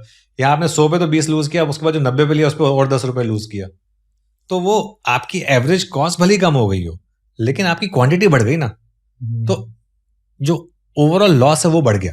बट इन्वेस्टर तो ये माइंडसेट से करते हैं ना कि 90 के बाद वो ऊपर जाएगा। हाँ, वो अगर बहुत केसेस होते हैं, अगर आपको लग रहा है कि ये हो सकता है तो बिल्कुल करिए फिर एवरेजिंग। लेकिन मेरा मानना ये है कि averaging up is always better, because उसमें आप मार्केट के साथ। आपने किया है कभी एवरेज अप आपके इन्वेस्टमेंट्स? नहीं, मैंने कभी नहीं किया। मैं जैसे मैं बोला कि एवरेज अप टेक्निकली मैं कर रहा हूँ, क्योंकि जो SIP है वो एवरेज अप ही है। आप अगर देखें मेरी जितनी SIP चल रही हैं, अब मैंने एक स्मॉल कैप फंड में इन्वेस्ट किया था, आज पहली जो SIP की थी उसके मुकाबले जो आज SIP है वो 50% ऊपर है उससे, तो वो एवरेज अप ही हो गया। तो SIP का मतलब ही एवरेज अप हो गया। SIP में एवरेज डाउन भी होता है, लेकिन वो बहुत कम होता है। अगर आप म्यूचुअल फंड में कर रहे हैं तो ज्यादातर तो ऊपर ही जाते हैं ना, तो average up via mutual funds, via stock investment नहीं जाता, क्योंकि स्टॉक इन्वेस्टमेंट तो ही बहुत कम मेरी, तो इस वजह से। एंड बजाज फाइनेंस के केस में आपने बताया कि एवरी ईयर ये 20 से 25% का कभी ना कभी करेक्शन तो देता ही है, तो ऐसे क्यों होता है? लाइक हर साल में ऐसे क्या कुछ इंस्टेंसेस होते हैं, क्या होता है कि करेक्शन आ जाता है? कोई ना कोई फैक्टर आ जाता है कुशल। देखिए महंगे स्टॉक जो होते हैं ना, बजाज फाइनेंस हमेशा महंगा स्टॉक रहा है, कोई ना कोई कारण आ जाता है। कभी RBI का कोई रूल आ जाता है, कभी RBI ने पिछले साल रिस्ट्रिक्शन लगा दी थी उनके ऊपर नए क्लाइंट्स जोड़ने पे या ऑनलाइन या डिजिटल करने पर। कभी कोविड आ जाता है, जैसे कभी कोई ना कोई बीच में एक बार वो जो अलायंस वाला था कि वो अलायंस पार्टनरशिप हट गई, कोई और किसी और से पार्टनरशिप कर ली उन्होंने, कभी ये फैक्टर आ जाता है, तो कोई ना कोई फैक्टर आ जाएगा। But it is one of those rare stocks I feel कि जो इंडियन रिटेल इन्वेस्टर्स को बहुत पैसा बना के 100% सबसे ज्यादा पैसा बना के दिया इसने। पिछले 10 साल में सबसे ज्यादा पैसा अगर किसी एक स्टॉक ने बना के दिया है तो बजाज फाइनेंस ने कंसिस्टेंटली और भर भर के पैसा बना के दिया है। मतलब ये 10,000 जाता है, फिर इसको स्टॉक स्प्लिट करते हैं, 1,000 रुपए पे आता है, फिर 10,000 जाता है, फिर स्टॉक स्प्लिट करते हैं। ये 2 बार हो चुका है मेरे ख्याल से। ओके। हाँ, 2 बार हो चुका है ये। इस बार भी मेरे ख्याल से 10,000 जाएगा तो फिर शायद बोनस या स्प्लिट करके वापस इसका ट्रैक रिकॉर्ड है। इनका भी जब आईपीओ आया था बजाज हाउसिंग फाइनेंस का, तभी भी आई थिंक कुछ ज्यादा ही ओवर सब्सक्राइब हो गया था ना। देखिए, बजाज हाउसिंग फाइनेंस में पैसा बना भी नहीं है एक्चुअली, क्योंकि वो हाइप हो गई बहुत ज्यादा। कितना, मेरे ख्याल से 6.5 लाख करोड़ का सब्सक्रिप्शन आ गया था। हिंदुस्तान के इतिहास का सबसे ज्यादा ओवर सब्सक्राइब आईपीओ। नहीं, आई थिंक 6,500 करोड़ का रेस करा था और 4 लाख करोड़ का कुछ। हाँ, मतलब ऐसा कुछ, मतलब वो 6,500 मतलब जो भी था, मतलब 5-6 लाख करोड़ के करीब के सब्सक्रिप्शन आ गए थे वो। लेकिन वो हाइप थी। देखिए, मैं एक चीज हमेशा बोलता हूँ, आप आईपीओ में ना बहुत कम पैसा बना पाते हैं कि आईपीओ में ना इतनी हाइप हो जाती है, इतना सब लोग आ जाते हैं इन्वेस्ट करने के लिए और प्राइस इतना ज़्यादा होता है उसका, तो इसके लिए बहुत कम आईपीओ में पैसा बनता है।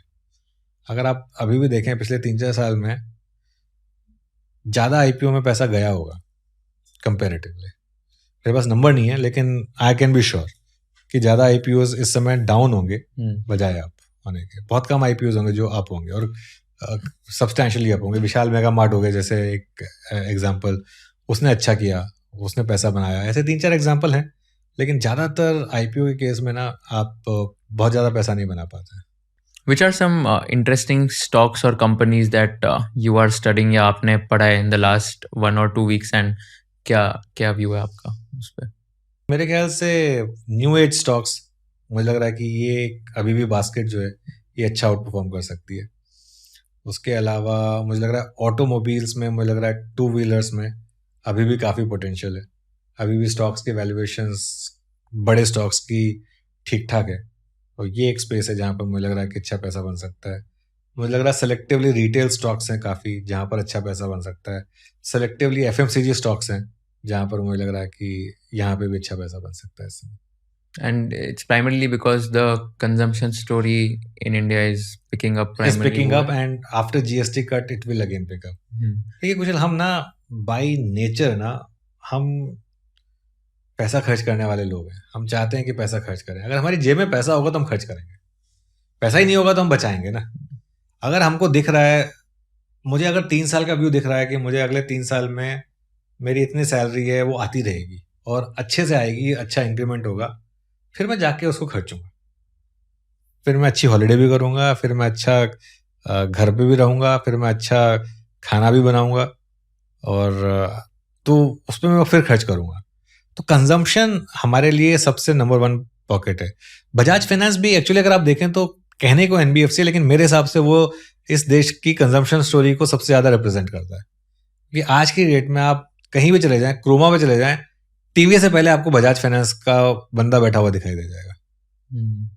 कहीं भी चले जाएं वो बंदा बैठा है, क्योंकि उसको पता है कि सब ज़्यादातर लोग जो है ना वो ईएमआई पे लेंगे।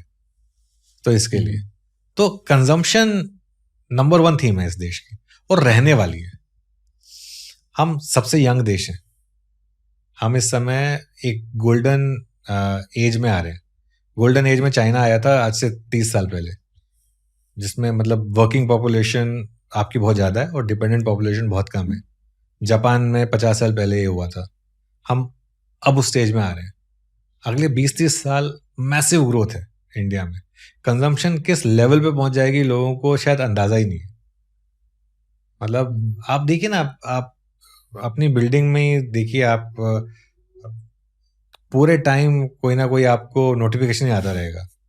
ब्लिंकिट चेक्ड इन, ये Swiggy checked in, this checked in, ये सभी आता रहेगा। एक कुरियर वाला आता है तो वो सुबह आता है, वो शाम तक फ्री नहीं होता। इतने कुरियर होते हैं उसको डिलीवर करने के लिए। कहाँ से आ रहे हैं ये ऑर्डर्स, कहाँ से आ रहे हैं? कोई मिंत्रा से ऑर्डर कर रहा है, कोई कहीं से ऑर्डर कर रहा है, कोई कहीं से ऑर्डर कर रहा है।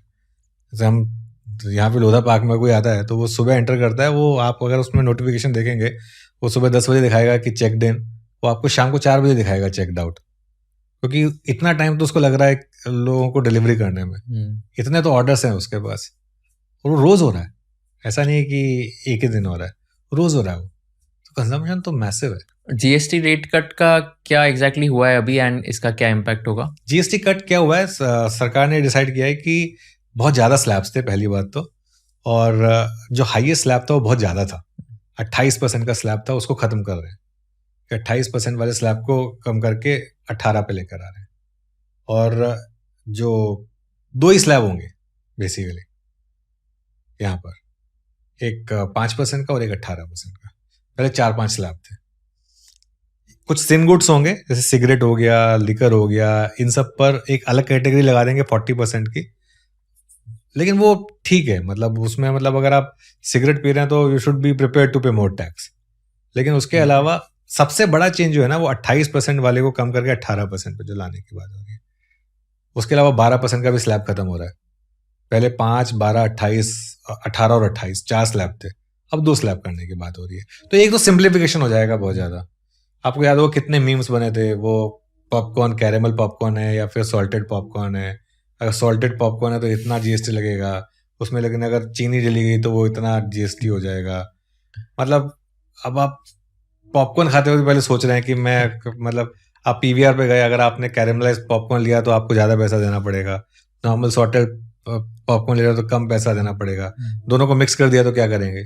तो ये सब चीज़ें मतलब बहुत ज़्यादा एक काफ़ी इंटरेस्टिंग हो गई थी, to for lack of better word. तो वो सिंप्लिसिटी हो जाएगी एक तो, और एक टैक्स कम होगा।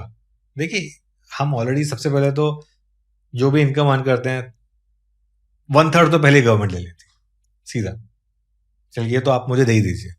और सैलरी क्लास को तो कोई एग्जाम्पशंस भी नहीं है, वो तो बिजनेस क्लास तो फिर भी थोड़ा बहुत अपने खर्चे दिखा के एग्जाम्पशन ले लेता है। सैलरी क्लास में तो आपने सीधा 1/3 ले लिया। उसके बाद जो पैसा बचा है उसमें भी आप कंजम्पशन करने जा रहे हैं, उसमें फिर 28% अगर टैक्स लग गया उसके ऊपर तो वो पिंच करता है, वो फिर आपकी जो प्रैक्टिकल टैक्स रेट है वो 50% से ऊपर पहुंच जाती है। तो वो मेरे ख्याल से एक वेलकम स्टेप है कि ये जीएसटी कम हो रहा है। और ये बस इसमें एक चीज ये है कि पूरा का पूरा ट्रांसलेट होना चाहिए इकोनॉमी में। कैसे, मतलब ये कंज्यूमर्स को जाना चाहिए इसका बेनिफिट। कंपनियां ये ना करें कि उसके बाद उसका बेनिफिट खुद उठा लें। मान लीजिए 100 रुपए की कोई चीज बिक रही थी, अगर जीएसटी 28 का 18 हो गया तो वो 10 रुपए कंज्यूमर की पॉकेट में जाना चाहिए, उसका प्राइस कम होना चाहिए। ये नहीं होना चाहिए कि कंपनी प्राइस उतना ही रखे क्योंकि डिमांड तो उसकी स्ट्रांग है। वो तो खैर होगा ही, थोड़ा बहुत तो कंपनियां भी अपने पास, वो एक मिक्स ही होगा, थोड़ा बेनिफिट कंपनीज को जाएगा, थोड़ा बेनिफिट कस्टमर्स को जाएगा। लेकिन इकोनॉमी में असली इम्पैक्ट तब आएगा जब पूरा का पूरा जीएसटी कट जो है वो पास ऑन होगा, तब आएगा असली इम्पैक्ट। राइट। एंड इसमें 28% वाले काफी सारे जो जीएसटी रेट्स है वो भी फिर 18 हो जाएंगे। सब 28 तो खत्म ही हो जाएगा। हाँ करेक्ट, तो वो सारे फिर 18 हो जाएंगे, सब 18 एक्सेप्ट जो हो सिन गुड्स आप जो सिन गुड्स हैं वो 40 पे पहुंच जाएंगे। Got it. क्योंकि फिर आपको कॉम्पनसेट भी करना है ना इसके लिए। राइट। इसमें जर्नलिज्म की अगर थोड़ी बात करते हैं तो आप एक बार बता सकते हो कि how does a typical day in the life of a journalist look like, right from morning to night, कैसे होता है? ये अच्छा सवाल पूछा अब आप। देखिए मेरा दिन स्टार्ट होता है सुबह 5:30 बजे। सुबह 5:30 बजे आई वेक अप, और उसके बाद मैं तैयार होता हूँ, सुबह फिर ऑफिस जाता हूँ। उससे पहले मैं एक जगह रुक के चाय पीता हूँ मेरे दोस्तों के साथ। ये हमारा मतलब 10-15 साल से एक पैटर्न चला आ रहा है। उसके बाद I reach office around 6:45 in the morning. सुबह 6:45 बजे मैं ऑफिस पहुँचता हूँ। उसके बाद मैं तैयार होता हूँ, अपना वार्डरोब वगैरह थोड़ा सा मेकअप वेकअप करके। उसके बाद माई एम इज़ सुबह सुबह एक रील बनाता हूँ मैं 7 बजे। उसके बाद 7:15 बजे मैं अपनी रिसर्च पे बैठ जाता हूँ। 7:15 से लेके 8 बजे तक मैं अपनी रिसर्च करता हूँ, और उसके बाद 8 बजे से लेके फिर 10:30 बजे तक मेरा शो होता है। वो उस समय फिर मैं, वो समय जो होता है मेरे लिए वो मेरा गोल्डन आवर होता है। मतलब उस समय मैं इतना बिजी होता हूँ, उस समय मेरे पास कोई होश नहीं होता कुछ और करने का, क्योंकि सिर्फ अपनी रिसर्च करना और सिर्फ शो पे ध्यान देना। 10:30 बजे के बाद फिर मुझे थोड़ा सा समय मिलता है अपने लिए, 10:30 से लेके करीब 1:30 बजे तक का। तो उसमें फिर वो ब्रेकफास्ट, फिर लंच और वो सब, और बाकी चीज़ें जो हैं वो एड्रेस करना, बाकी न्यूज़ देखना और कहाँ कहाँ क्या न्यूज़ आ रही है, जनरल न्यूज़ पे थोड़ा फोकस करना, वो सब करता हूँ। उसके बाद फिर 2 से 4 फिर शो होता है, शो और एक डिजिटल शो होता है। और 4 बजे फिर मैं स्विच ऑफ कर लेता हूँ अपने आप को। 4 बजे फिर मैं अपने आप को स्विच ऑफ कर लेता हूँ। उसके बाद फिर मैं इवनिंग फिर अपने ले लेता हूँ, कभी थोड़ा हेल्थ पे फोकस कर लिया, बच्चों के साथ टाइम स्पेंड कर लिया थोड़ा सा। और क्योंकि मैं जल्दी उठता हूँ तो मैं कोशिश करता हूँ कि बाय 9 o'clock मैं सो जाऊँ, 9 साढ़े 9 बजे। 9 साढ़े 9 बजे मैं सोने की कोशिश करता हूँ। उस समय अमेरिकन मार्केट में क्या हो रहा है क्या नहीं हो रहा है इन सब पे मैं ध्यान नहीं देता, क्योंकि वैसे ही रिएक्ट तो हमने अगले दिन करना है, तो वो सब में ज़्यादा दिमाग लगा के कोई फ़ायदा तो है नहीं। तो टिपिकल डे वीकडेज पे ये होता है, और वीकेंड्स पे फिर जो वीकडेज का स्ट्रेस होता है वो थोड़ा सा सैटरडे को वही उसी में निकल जाता है। बाकी संडे को थोड़ा बहुत थोड़ा फैमिली के साथ कुछ टाइम स्पेंड कर लिया, बच्चों के साथ, बस यही। हमारी लाइफ बहुत सिंपल है, हमारी लाइफ बहुत सिंपल है, क्योंकि एक जो हमारे लिए एडवांटेज है ना, वो एडवांटेज ये है कि हमारे पास कोई डेडलाइन नहीं है। जैसे हमारा दिन, जैसे मान लो कई बार होता है हमारा दिन अच्छा चल रहा है और कई बार होता है हमारा दिन बहुत खराब जा रहा है, लेकिन जो भी है 4 बजे वो खत्म है, उसके बाद अगले दिन जो करना है वो करना है। उसके बाद अनलेस कोई बहुत बड़ी ब्रेकिंग न्यूज आ जाए वो अलग बात है, लेकिन otherwise as such we are sure कि चलो 4 बज गए, दिन खत्म हुआ, अब let's look forward to next day. तो फिर वो मतलब दिमाग में एटलीस्ट वो टेंशन नहीं है कि कल क्या करना है, क्योंकि अब शाम को क्या करना है।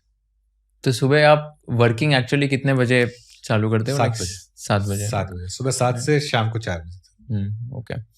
एंड देन 6:15 to 7 जो आपने बताया था वो, सॉरी, तो रिसर्च टाइम आपका 7:15 to 8 था। हाँ 7:15। एंड देन 8 to 10:30 आपका ये शो है, एंड देन 2 to 4 है। तो ये शो में exactly like what is your role? आप क्या करते हो एग्जैक्टली, क्या होता है? तो मैं शो में, सुबह का जो शो होता है उसमें शुरू में तो हम पूरा का पूरा प्रिपरेशन करते हैं लोगों के लिए कि आज का दिन कैसा रह सकता है, आज निफ्टी क्या करेगा, बैंक निफ्टी क्या करेगा, ट्रेड सेटअप कैसा है, मतलब एफआईएस ने क्या किया, डीआईएस ने क्या किया, एफ&ओ की पोजीशनिंग कैसी है, टेक्निकल पोजीशन कैसी है मार्केट की। इन सब के बेसिस पे कोशिश करते हैं कि निफ्टी, बैंक निफ्टी की चाल कैसी रह सकती है, ये एक कोशिश होती है। और स्टॉक्स आज क्या क्या अच्छा कर सकते हैं, क्या क्या खराब कर सकते हैं, थोड़ा ये बात करते हैं। एक बार मार्केट खुल जाता है उसके बाद तो पूरा का पूरा जो हमारा व्यू होता है वो सिर्फ और सिर्फ मार्केट में क्या कर रहा है, कौन क्या कर रहा है उसके ऊपर होता है, और जो हमारे गेस्ट होते हैं उनसे कॉल लेनी होती है कि क्या बाय कर रहे हो, क्या सेल कर रहे हो। उसके बाद 10:30 बजे तक वही होता है। दोपहर के शो में भी एक शुरू में थोड़ी सी कमेंट्री होती है कि आज का मार्केट कैसा रहा, क्यों रहा, क्या चल रहा है, क्या नहीं चल रहा है, क्यों चल रहा है, क्यों नहीं चल रहा है। और उसके बाद फिर जब तक मार्केट बंद होता है फिर वो मार्केट के मूवमेंट्स पे रिएक्ट करना, लोगों से कॉल लेना, ये स्टॉक ऐसा चल रहा है, इस पे क्या व्यू है, थोड़ी सी रिसर्चर्स, अपने रिसर्च टीम के पास जाना, थोड़ा उनसे पूछना कि बताइए कि ये स्टॉक आज क्यों चला या कल कौन सा स्टॉक चल सकता है, थोड़ा सा इस तरीके की रिसर्च बेसिकली प्रेजेंट करना। ये सब करते हैं। किसी को अगर जर्नलिज्म में करियर बनाना है तो हायरार्कीज कैसे होती है, right from start to like the senior most position, and how much one can expect to make in journalism salary wise? देखिए जर्नलिज्म में स्टार्टिंग सैलरीज काफ़ी कम होती है। शुरुआत होती है, जैसे मैंने अपनी शुरुआत की थी तो मैं तो इंटर्न था, तो इंटर्नशिप में तो समर इंटर्नशिप में तो कुछ पैसा मिला ही नहीं था। उसके बाद जब जॉब की एज एनालिस्ट तो उस समय 10-12 हज़ार रुपये की सैलरी थी। उसके बाद एनालिस्ट से सीनियर एनालिस्ट से फिर रिसर्च हेड से फिर सीनियर एडिटर से फिर स्टॉक्स एडिटर से फिर डेप्यूटी एग्जीक्यूटिव एडिटर, फिर वहाँ से एग्जीक्यूटिव एडिटर और फिर वहाँ से मैनेजिंग एडिटर। आजकल तो इसमें भी बीच बीच में और ब्रेकअप्स हैं, जैसे कि एक एडिटर पोजीशन पे भी पहले असिस्टेंट एडिटर, फिर एसोसिएट एडिटर, फिर डेप्यूटी एडिटर और फिर एडिटर। तो आजकल तो बहुत ज़्यादा मतलब वो ब्रेक्स हैं। जर्नलिज्म में अगर आपको करियर बनाना है ना, फाइनेंशियल जर्नलिज्म में, क्योंकि मैं तो फाइनेंशियल जर्नलिज्म की बात कर रहा हूँ, फाइनेंशियल जर्नलिज्म में अगर आपको करियर बनाना है तो एक ये चीज़ समझ लीजिए कि आपको पैसा बहुत कम मिलेगा कंपेयर टू स्टार्ट में भी, और even now I will be making much less money than my peers in the industry ना। जो बैंकर्स होंगे, जो प्राइवेट इक्विटी में होंगे, उनके मुकाबले मेरी सैलरी बहुत कम होगी, लेकिन mentally I am okay with that, I am satisfied with that because I am enjoying what I am doing. मुझे अच्छा लगता है, मेरे पास एक फैक्टर होता है कि मुझे अच्छा लगता है, मैं कहीं जाता हूँ, मुझे 10 लोग घेर लेते हैं और मुझसे बात करते हैं और मुझे एक वो रिस्पेक्ट मिलती है, मुझे वो चीज़ में किक मिलता है। सबको देखिए, सबको अपने अपनी चीज़ में किक मिलता है। किसी को बहुत ज़्यादा पैसा कमा के किक मिलता है, किसी को बहुत ज़्यादा फेम में किक मिलता है। मुझे जब लोग मेरे साथ आके बात करते हैं, मुझसे कहते हैं कि आपसे मिलके अच्छा लगा, और थोड़ा-सा जब 10 लोगों के बीच में आपस में इंटरेक्शन होता है, मुझे उसमें किक मिलता है। मेरी सैलरी भले ही कम हो, लेकिन मतलब कंपेयर्ड टू अदर्स, वैसे मतलब कम नहीं है मेरी सैलरी, लेकिन ठीक-ठाक है। लेकिन मतलब ये मतलब money is not the only motivation. मतलब अगर आप फाइनेंशियल जर्नलिज्म में आ रहे हैं, तो ये सोच के आइए कि मनी आपका प्राइमरी मोटिवेशन नहीं हो सकता। फिर अगर आपको कुछ अच्छा करना है और आपको शौक है टीवी पे आने का या इस तरीके से पॉडकास्ट पे आने का, अगर आप वो करना चाहते हैं, तो फिर इट्स अ ब्यूटीफुल फील्ड। फिर मतलब अच्छी जगह ही है। एट प्रेजेंट अगर किसी को जर्नलिज्म में एंट्री करनी है तो फ्रेशर्स कितना एक्सपेक्ट कर सकते हैं स्टार्टिंग लेवल सैलरी? एनुअली हाँ, 4-5 लाख। ओके। एंड देन ये 4-5 lakhs बेसिकली इनका बैकग्राउंड क्या होगा? लाइक इन्होंने पढ़ा होगा बैचलर्स इन मास मीडिया, हाँ, मतलब मास जर्नलिज्म एंड मास कम्युनिकेशन अगर किया हुआ है, तो ओके। मास कम्युनिकेशन के बाद 4-5 लाख। एंड देन आपने जो पोजीशंस बताई, तो हाँ। वो कितने साल में ऑन एन एवरेज प्रमोशन नहीं, ऐसा कुछ नहीं है कुशल, उसमें डिपेंड करता है। कई लोग काफी साल में भी नहीं कर पाते हैं, कई लोग काफी जल्दी प्रमोशन ले लेते हैं। आपका कितने कितने साल में कैसे प्रमोशन हुआ है? देखिए, मेरे केस में टचवुड में लकी रहा, क्योंकि मेरे केस में मुझे मेंटर्स ऐसे मिलते गए जिन्होंने मेरी काफ़ी हेल्प की शुरू से लेके आज की डेट में भी। मेरे जो मेंटर्स हैं काफ़ी अच्छे हैं, तो मुझे तो मतलब रफली 3-3 साल में जैसे प्रमोशन मिलता गया। ऑन एन एवरेज हर 3 साल में मेरा प्रमोशन हुआ है। लास्ट प्रमोशन भी 3 साल पहले ही हुआ था मेरा, जब मैं मैनेजिंग एडिटर बना था। हाँ, अब इससे ऊपर कोई पोजीशन नहीं है तो टेक्निकली, लेकिन इस पोजीशन पे भी रह के मैं खुश हूँ, मतलब बेसिकली। तो हाँ, मतलब 3-3 साल में मान के चलिए आप कि। एंड आपको अभी 22 ईयर्स हो गए? हाँ, 22 साल। CNBC में। हाँ। वाओ, 22 साल में मतलब इतने 22 साल में you have been like with one organisation, that's like a very big thing. And देखिए, क्या होता है ना, जब आप नंबर 1 के साथ होते हैं ना, तो फिर कहीं और जाने की जगह बचती नहीं है। अगर आप नंबर 4 या नंबर 3 के साथ हो तो चलिए ठीक है, फिर ग्रोथ हो गई। जब आप हैं ही नंबर 1 प्लेयर के साथ, उसके बाद जगह कहाँ बची जाने की? तो इसके लिए सिर्फ पैसे के लिए, देखिए, सिर्फ पैसे के लिए आप थोड़ा और एक्स्ट्रा पैसे के लिए कहीं और चले जाने का कोई मतलब नहीं है, क्योंकि फिर आप जाके फ्रस्ट्रेट होंगे वहां पर। टेल मी वन थिंग, सो अभी बहुत सारे लोग हैं जो लेट्स से जर्नलिस्ट थे या तो न्यूज एंकर थे, and you also know lot of them have quit their jobs and have started their content creation journey, YouTube channel, Instagram handle, and they are making good amount of money from that as well. What is your view on this entire shift of news anchors / journalists quitting their jobs, starting their own content journey, and why do you think this is happening? I am very happy that people are doing it. A couple of my friends have done it, and I'm very proud of them. Because it's not easy. It's not easy. It looks good on the outside, and it looks कि चलो ठीक है, इतने साल से हम ये कर ही रहे हैं तो we'll be able to do it. But to go out without the backing of the brand, ये क्या होता है ना, अभी मैं एक चैनल में हूँ, मेरे पास उस ब्रांड की पावर है. I have that power, I have that leverage. Once that is not there, there's so many things which we take for granted. Like early morning, I'm in my office, I know I'll have this research, I know that I'll have this backend working for me. I know if I say something, I'll send something, those will be converted into graphics. Once you start something on your own, इनमें से कुछ भी guarantee नहीं है. तो उस हिसाब से बहुत कम लोग ये ट्रांजिशन कर पाए हैं. सक्सेसफुल ट्रांजिशन तो बहुत कम लोग कर पाए हैं, लेकिन जिन्होंने भी किया है ना, उनकी मैं रिस्पेक्ट करता हूँ. अगर आपका सवाल ये है कि क्या मेरे दिमाग में कभी आया है कि ये करना चाहिए या नहीं करना चाहिए, ऑब्वियसली कई बार आता है, लेकिन then again you weigh the risk and reward and you say कि जो चल रहा है वो अच्छा है, तो क्यों चेंज करने का. तो मैं खुश हूँ, जैसे मैं जो कर रहा हूँ उसमें मैं खुश हूँ. लेकिन जो मेरे एक बहुत अच्छी दोस्त हैं, उन्होंने स्टार्ट किया अपना खुद का, and she is now doing remarkably well.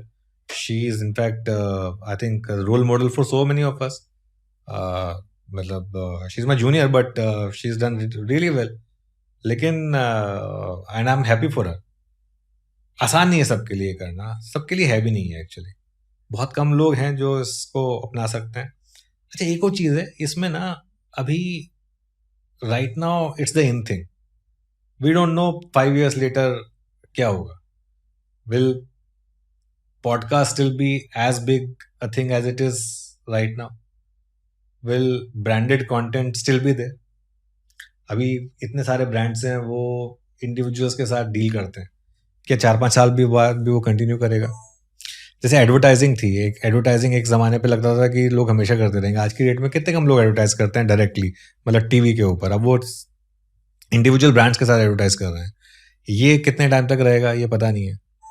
तो लेकिन जो भी है, इन्होंने रिस्क लिया, and for that hats off to them, because if you do well in this, then the rewards are outsized.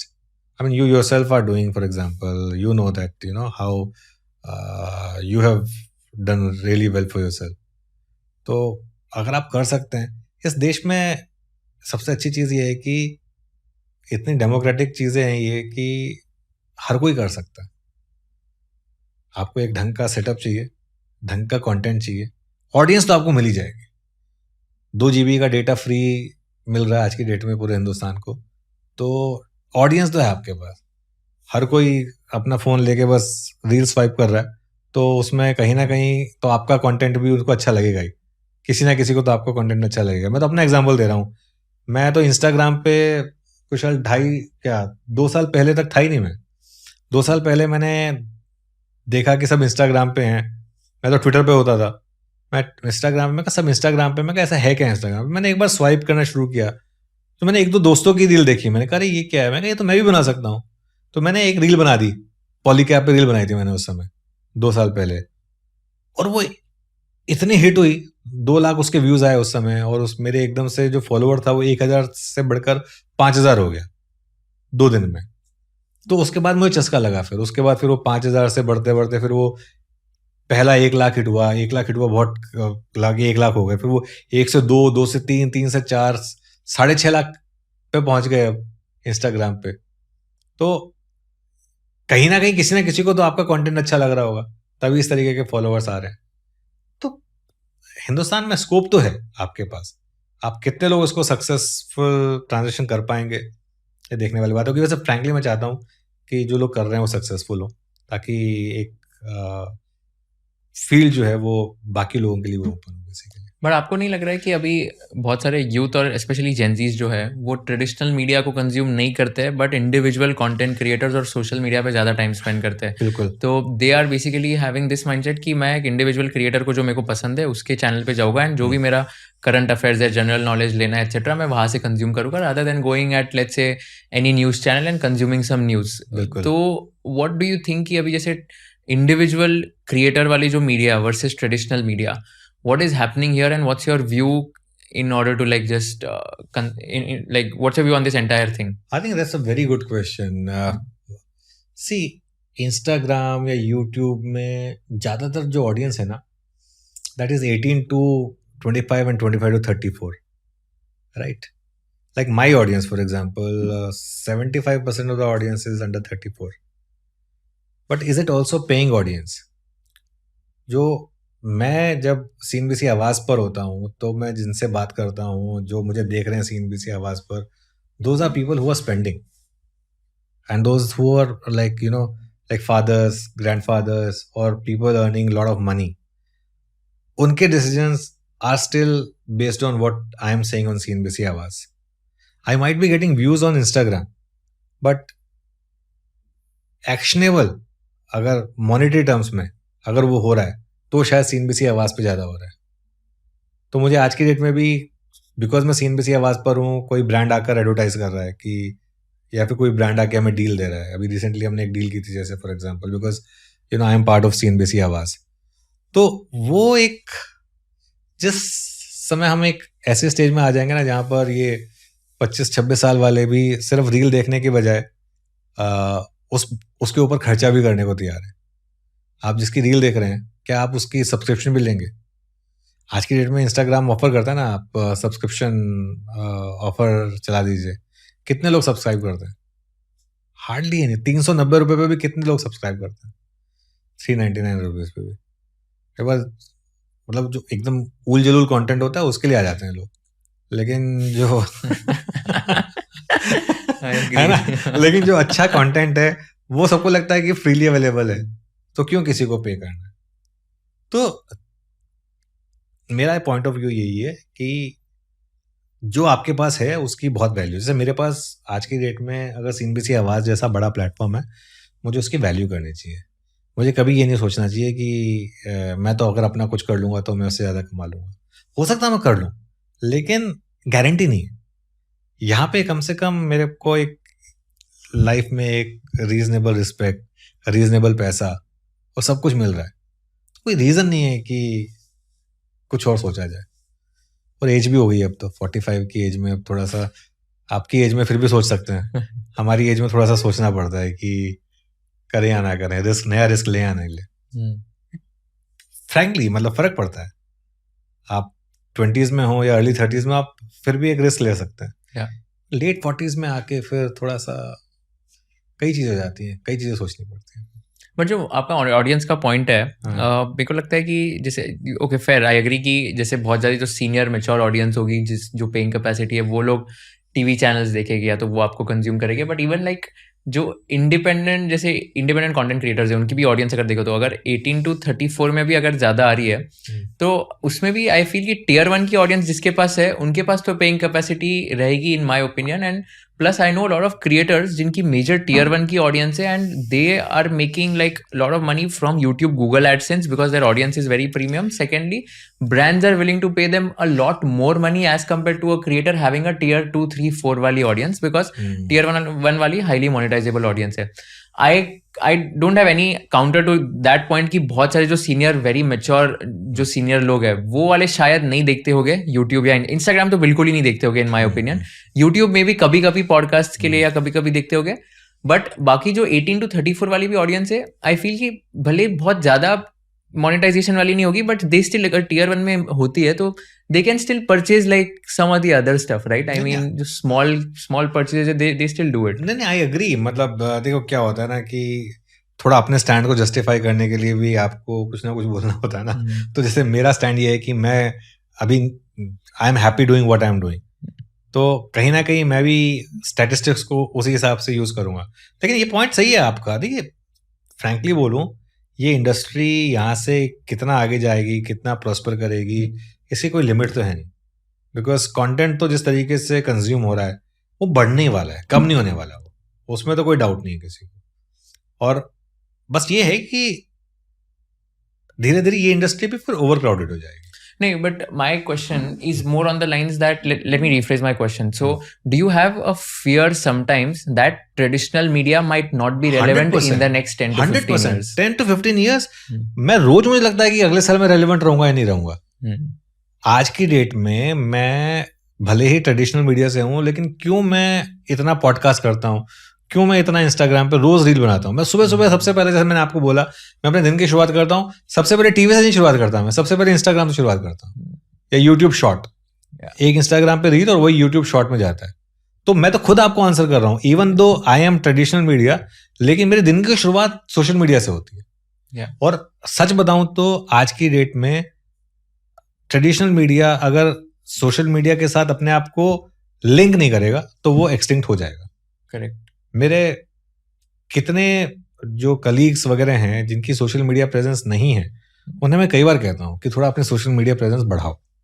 आपकी सोशल मीडिया प्रेजेंस बिल्कुल नहीं है, थोड़ी सी अपने सोशल मीडिया प्रेजेंस बढ़ाइए.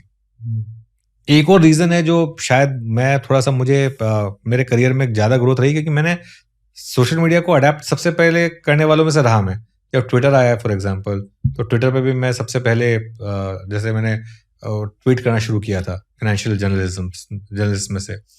तो इसमें तो कोई डाउट नहीं है. ट्रेडिशनल मीडिया, मेरे एक्स एडिटर थे, वो उन्होंने मुझे ये बात 10 साल पहले कही थी, कुशल 10 साल भी नहीं, ज्यादा हो गए, 2013 में उन्होंने मुझे ये बात कही थी कि TV industry right now is in tail. बस टेल बहुत लंबी है, वो टेल हमें 3 साल खींच लेगी, 6 साल खींच लेगी, 10 साल खींच लेगी, या 25 साल खींच लेगी. अभी आपने बोला कि अगले 3 से 4 साल में क्या हम रिलेवेंट हो सकते हैं. हो सकता है हम अगले 1 साल में रिलेवेंट हो जाए, हो सकता है हम अगले 4 साल में रिलेवेंट हो जाए, हो सकता है हम 10 साल भी इरेलेवेंट ना हो, क्योंकि ये रिस्क तो 10 साल से चल रहा है कि हम इरेलीवेंट हो जाएंगे। लेकिन कहीं ना कहीं टीवी तो इरेलीवेंट हो चुका है। अब हर कोई आज की, पहले क्या होता था, मैं आपको इससे अच्छा एग्जांपल नहीं दे सकता। पहले क्या होता था, हम 80s की बात मैं आपको बता रहा हूँ, लेट 80s की, टीवी पे महाभारत आती थी या रामायण आती थी। पहले रामायण आती थी, फिर महाभारत आनी शुरू हुई थी। वो संडे को सुबह 9 बजे आती थी। संडे को सुबह 9 बजे वो आएगी। आपको अगर वो एपिसोड देखना है, सुबह संडे को 9 बजे आपको टीवी के सामने बैठना होगा। अगर उस समय आपकी ट्रैवल है, उस समय अगर आपकी कोई मीटिंग आ गई, उस समय कुछ हो गया, तो वो एपिसोड आपका मिस हो गया और आपके पास ये ऑप्शन नहीं है कि उस एपिसोड को आप जाके दोबारा देख लें कहीं पे भी। वो गया एपिसोड, फिर वो आप अपने मम्मी से पूछेंगे, किसी से पूछेंगे अच्छा क्या हुआ था उस एपिसोड में, वो आपको बताएगा। आज की डेट में क्या है, आज की डेट में सिर्फ एक live TV match, live cricket match को छोड़ दें अगर, और यही एक रीजन है कि लाइव मैचेस और स्टॉक मार्केट, ये दो एक ऐसी स्पेसेस हैं जो अभी भी सर्वाइव करेंगे और आगे भी सर्वाइव करती रहेंगी। लेकिन बाकी चीजें जो हैं, मुझे आज की डेट में, अगर मेरी मम्मी है फॉर एग्जांपल, उनको अगर वो अनुपमा सीरियल देखती हैं, वो अगर मिस हो गया तो अगले दिन यूट्यूब पे देख लेती हैं। उनको कोई ये नहीं है ना कि मुझे आज के आज ही देखना है। आज अगर कुछ काम आ गया, कहीं चली गई, तो ठीक है, अगले दिन सुबह सुबह देख सकते हैं। पहले आपको जाना पड़ता था टीवी के पास, आज टीवी आपके पास है। सिर्फ दो इंडस्ट्री डिफरेंट है, एक है स्पोर्ट्स, क्योंकि लाइव मैच हो रहा है। आप लाइव मैच देखोगे, अगले दिन हाईलाइट देखने में वो मजा नहीं आएगा जो लाइव देखने का मजा है, क्योंकि रिजल्ट आपको पहले ही पता चल चुका होता है। या फिर स्टॉक मार्केट में भी आप, ये नहीं है कि जो मेरी सुबह की कमेंट्री है 8 बजे वाली, उसको आप 10 बजे नहीं सुन सकते, क्योंकि वो 9:30 बजे रिलेवेंट हो चुकी होगी। वो मेरे सुबह की 8 बजे वाली कमेंट्री आपको सुबह 8 बजे ही सुननी होगी। इसके लिए हमारे पास ये एडवांटेज है अभी भी रिलेटिवली, स्टॉक मार्केट और जो लाइव स्पोर्ट्स है उनके पास। लेकिन otherwise every profession runs risk of being obsolete. मैंने एक बहुत ब्यूटीफुल पिक्चर देखी थी जिसमें एक हेलीकॉप्टर पर कैमरामैन हेलीकॉप्टर की एज पे खड़ा है और शूट कर रहा है। 10 साल के बाद दोनों की जॉब नहीं रही, क्योंकि ड्रोन आ गए। वो ड्रोन आपने उड़ा दिया, उसमें कैमरा फिट कर दिया, आपने वो सब फुटेज निकाल ली। उस समय उस कैमरा मैंने सोचा होगा जो हेलीकॉप्टर के एकदम कोने पे बैठ के एकदम अच्छी फुटेज ले सकता है, उसने कभी जिंदगी में नहीं सोचा होगा कि वो रिलेवेंट हो जाएगा। उसको तो लगता होगा कि मैं तो हमेशा, मतलब मैं इतना स्किल्ड हूँ, मेरी स्किल और किसी के पास नहीं है। 10 साल के बाद उसके स्किल की कोई वैल्यू नहीं रही। तो आज की डेट में मैं भले ही सोचता हूँ कि मेरे जो सुबह की 8 बजे की कमेंट्री है उसकी तो बहुत वैल्यू है। कल को एआई आएगा, कुछ भी आएगा, वो लगा देगा, वो सारे के सारे डेटा डालेगा, वो बना देगा एक स्ट्रैटेजी। तो हो सकता है मैं भी रिलेवेंट हो जाऊं अगले 5-6 साल में। वो रिस्क तो हमेशा रहेगा। या वो तो रिस्क आपका हमेशा रहेगा। आप एआई टूल्स यूज करते हो आपके डे टू डे जॉब में? एआई टूल्स यूज करता हूँ। कौन से करते हो, क्या यूज केस के लिए? मैं चैट जीपीटी काफी यूज करता हूँ। मैं चैट जीपीटी लेकिन ज्यादा यूज इसलिए करता हूँ क्योंकि मैं हिंदी चैनल में काम करता हूँ अब, लेकिन ज्यादातर थॉट प्रोसेस मेरी इंग्लिश में ही होती है। मतलब मैं जब डेटा पॉइंट्स वगैरह बनाता हूँ वो सब इंग्लिश में बनाता हूँ। तो उसके बाद उनको फिर चैट जीपीटी में डाल के उसको जैसे हिंदी में कन्वर्ट कर लिया, जैसे ये सब कर लिया। हमारे यहाँ पे हमने काफ़ी एआई को यूज़ किया है। बीएससी पे या एनएससी पे कोई इन्फॉर्मेशन आती है मान लीजिए, तो उसको तुरंत प्रेस रिलीज आई मान लीजिए कोई, उसका तुरंत जिस्ट निकाल के 4 लाइनें वो हमें बना के दे देता है जैसे एआई। तो वो हम यूज़ करते हैं। तो ये मतलब पब्लिकली एआई टूल है या कोई? तो हम अच्छा, बनाया हुआ है इन हाउस? हाँ हमारे इन हाउस। तो मतलब क्योंकि देखिए एआई अपनी लाइफ में नहीं इम्प्लीमेंट करेगा ना, वो इररिलेवेंट हो जाएगा। ये फैक्ट है। एआई तो आपको सीखनी पड़ेगी, झक मार के सीखनी पड़ेगी। तो मैं भी थोड़ा बहुत कोशिश करता रहता हूँ, थोड़ा बहुत देखने की कि एआई से क्या हो सकता है। अब आज की डेट में जैसे गूगल है, गूगल पे आप कुछ भी डालिए, वो पहले तो सिर्फ गूगल सर्च दिखा रहा था। आज की डेट में सबसे पहले एआई क्या बोल रहा है वो बताता है। सबसे पहले अगर आप कोई भी गूगल करेंगे, सबसे पहले वो एआई मोड में क्या होता है वो बताता है आपको, और आपका आंसर उसी में मिल जाता है। आपको कोई साइट भी ओपन करने की जरूरत नहीं होती। पहले आप क्या होता था, कुछ गूगल करते थे, 4-5 साइटें आती थी, उसमें एक जाके आप ओपन करते थे। आज की डेट में आप गूगल पे कुछ डालिए फॉर एग्जांपल कि how much was the STT contribution, वो पूरा का पूरा आपको एआई बना के दे देगा कि इसमें इतना आया, इसमें इतना आया, इसमें इतना आया, इसमें इतना आया। इनफैक्ट आजकल तो मेरे को लग रहा है गूगल सर्चेस तो बहुत कम हो गए and people just do everything on chat GPT. Google ने भी तो एआई को, इसीलिए तो गूगल ने भी तो एआई अपने साथ इम्प्लीमेंट कर लिया है इसके लिए। जिसको चैट जीपीटी नहीं भी खोलना मान लो, वो भी गूगल में अगर डालेगा तो पहला आंसर जो वो एआई वाला होगा। करेक्ट। पहला। मेरे जितने भी कॉन्वर्सेशन होते हैं फ्रेंड्स के साथ, हम सब लोग तो ये अभी गूगल, पहले क्या था कि एकदम बाय डिफॉल्ट गूगल खोलते थे लाइक सर्च इंजन के लिए। अभी चैट जीपीटी खोल के एवरीथिंग, मतलब there is like a proper bookmark of ChatGPT, and वहाँ पे ही लाइक सब वो सर्च इंजन जैसे हो गया है, मतलब इन द सेंस कुछ भी टाइप करो, कुछ भी चाहिए तो ओके जीपीटी को पूछ लो। And that's why of course Google came up with their AI, and Google ने भी फिर जेमिनाई लाया, and Gemini Pro which is very well in deep research and all. But I think अभी ये जो नया सर्च इंजन का जो ट्रेंड है, I think it will be using AI rather than going on separate Google, Yahoo etcetera. मैं अभी भी थोड़ा ओल्ड स्कूल हूँ, तो मैं अभी भी गूगल यूज करता हूँ, लेकिन दिखाता वो भी ज्यादातर एआई वाला ही है। राइट। Very interesting conversation. आपका ये जो पूरा लाइक ट्विटर का एंड इंस्टाग्राम का जर्नी है, इसमें like even I have experience this a lot in my past reels और कंटेंट। कभी कुछ ऐसे हेट कमेंट्स होते हैं, कभी कुछ लोग ट्रोल वगैरह करते हैं, आपने कभी एक्सपीरियंस किया है? क्या हुआ था, कैसे डील किया था? देखिए, हेट कमेंट्स तो पार्ट एंड पार्सल ऑफ एक सेलिब्रिटी लाइफ है, उसमें तो आप कुछ कर ही नहीं सकते। मैं तो, मेरा सिंपल फंडा पता है क्या है, मुझे कभी भी हेट कमेंट्स आते हैं ना, मैं जाके शाहरुख खान की फीड ओपन करता हूँ। उससे बड़ा सुपरस्टार कोई नहीं है इस देश में। मैं देखता हूँ उनको कितनी हेट कमेंट्स आती हैं। मैं कहता हूँ इनको इतनी हेट कमेंट आ रही हैं, तुम किस खेत की मूली हो, तुम्हें भी आएंगी, आने दो। ठीक, मैं एक चीज बताऊं, मैं पॉजिटिव क्रिटिसिज्म को बहुत अच्छे से लेता हूँ। मुझे अगर आपने क्रिटिसाइज किया, लेकिन उसमें अगर आपने कंस्ट्रक्टिव क्रिटिसिज्म किया है, मैं उसको बहुत पॉजिटिव ले लूंगा।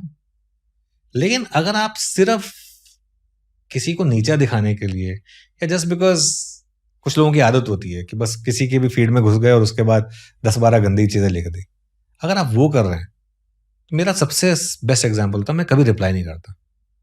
मैं कभी रिप्लाई नहीं करता। मैंने आज तक, बीच में पहले 1-2 बार किया होगा ट्विटर पे, मैं कभी भी नेगेटिव कमेंट पे रिप्लाई नहीं करता। मैं म्यूट कर देता हूं। अगर कोई बहुत ज्यादा, ठीक है, कुछ सेंस की बात कह रहा है और फिर नेगेटिव कह रहा है, तो ठीक है, उसको मैं कह रहा हूँ ठीक है, आपका फीडबैक ठीक है। अगर कोई जबरदस्ती अब्यूजिव हो रहा है, या जबरदस्ती दिख रहा है उसका कि सिर्फ उसका एकमात्र उद्देश्य ये है कि आपसे एंगेज हो ताकि उसको थोड़ा सा ऑडियंस मिल जाए, उनको मैं वो ऑडियंस देता ही नहीं। What's the most controversial tweet or post content piece that you had done and उस पर से बहुत ये हुआ था virality or something of that sort? देखिए, उसको रिविजिट करूंगा तो अब वो मामला पूरा डाई डाउन हो चुका है, तो फिर इसके लिए थोड़ा सा मतलब ठीक नहीं रहेगा वो। मैंने एक बार एक थोड़ा सा रील डाल दी थी कि कौन सी सिटी की नाइट लाइफ अच्छी है, गुड़गांव वर्सेस हाँ गोरेगांव ना। हाँ, तो उसमें थोड़ा सा एक काफी फ्रैंकली बोलूं तो उसमें कुछ मैंने गलत बोला नहीं था, मतलब, लेकिन इन हाइंडसाइट शायद मुझे नहीं करना चाहिए था एज अ पब्लिक। क्या बताया था आपने? नहीं, मैंने ये बोला था कि नाइट लाइफ जो है वो एक सिटी की दूसरी सिटी से बेटर है, तो उसमें, लेकिन सिर्फ नाइट लाइफ एक फैक्टर नहीं होता जैसे, लेकिन उसमें कुछ गलत नहीं था। लेकिन मतलब सच बोलो तो कुछ लोगों को चीज बुरी लग गई। तो आपने बताया क्या गुड़गांव की नाइट लाइफ बेटर है? मैंने कहा था गुड़गांव की नाइट लाइफ काफी अच्छी है, सिर्फ मैंने इतना बॉम्बे बोला से। था। हाँ, लेकिन उसमें नहीं जाते हैं एक्चुअली अभी वो, क्योंकि फिर ना वो मामला डाई डाउन हुआ, फिर वो बेकार में, तो उस वजह से फिर वो कुछ लोगों को चीज बुरी लगी। लेकिन अब जैसे उसमें हो क्या जाता है ना, उसमें लोग कहते हैं लेकिन सिर्फ नाइट लाइफ एक फैक्टर नहीं है। मैंने कभी नहीं कहा कि सिर्फ नाइट लाइफ एक फैक्टर है, लेकिन किसी एक सिटी की चीजें जो है दूसरी सिटी से ज्यादा अच्छी हो सकती है। जैसे frankly if you ask me personally, मुझे लगता है कि Mumbai is the best city in this country. मुझे लगता है कि मुंबई सबसे शानदार सिटी है इस देश की। लेकिन अगर एक पर्टिकुलर चीज पे मुझे लग रहा है कि अगर जैसे फॉर एग्जाम्पल अगर दिल्ली का इंफ्रास्ट्रक्चर अगर मुंबई से बेटर है, तो वो फैक्ट है, उसको आप चेंज नहीं कर सकते। लेकिन मुंबई में सिक्योरिटी, सेफ्टी, मेट्रोपॉलिटन नेचर जो है, ये बाकी कोई सिटी मुंबई के करीब भी नहीं है।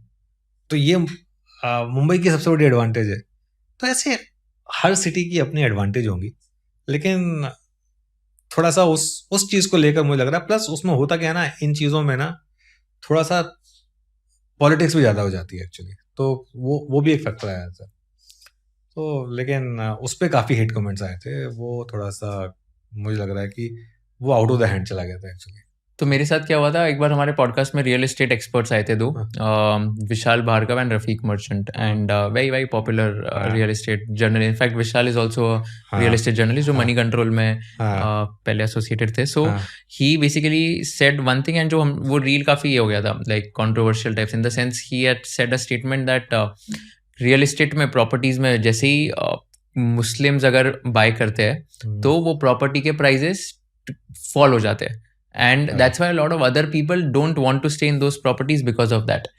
And in that reel I remember, मतलब 1 लाख से ज़्यादा comments थे, 1 लाख से ज़्यादा comments, okay? And comments में like सारे again like fights वगैरह and all हो रहे थे. And I was thinking कि मैंने तो कुछ बोला ही नहीं है, तो मैं क्या, मतलब क्या करना चाहिए क्या नहीं. So I resonate with you in the sense, कभी कभी ऐसे हो जाता है कि कोई ना कोई ऐसे टॉपिक निकल जाता है, रील निकल जाती है, जहाँ पर people, even if they are not like involved in that conversation, but they want to like just share and went out there. वैसे भी मुझे लग रहा है कि, मुझे तो लगता है कि रिलीजन जैसी चीजें पढ़ना ही नहीं चाहिए. Frankly religion is a very private affair, और उसमें मतलब जबरदस्ती किसी को करना, मतलब it's not right.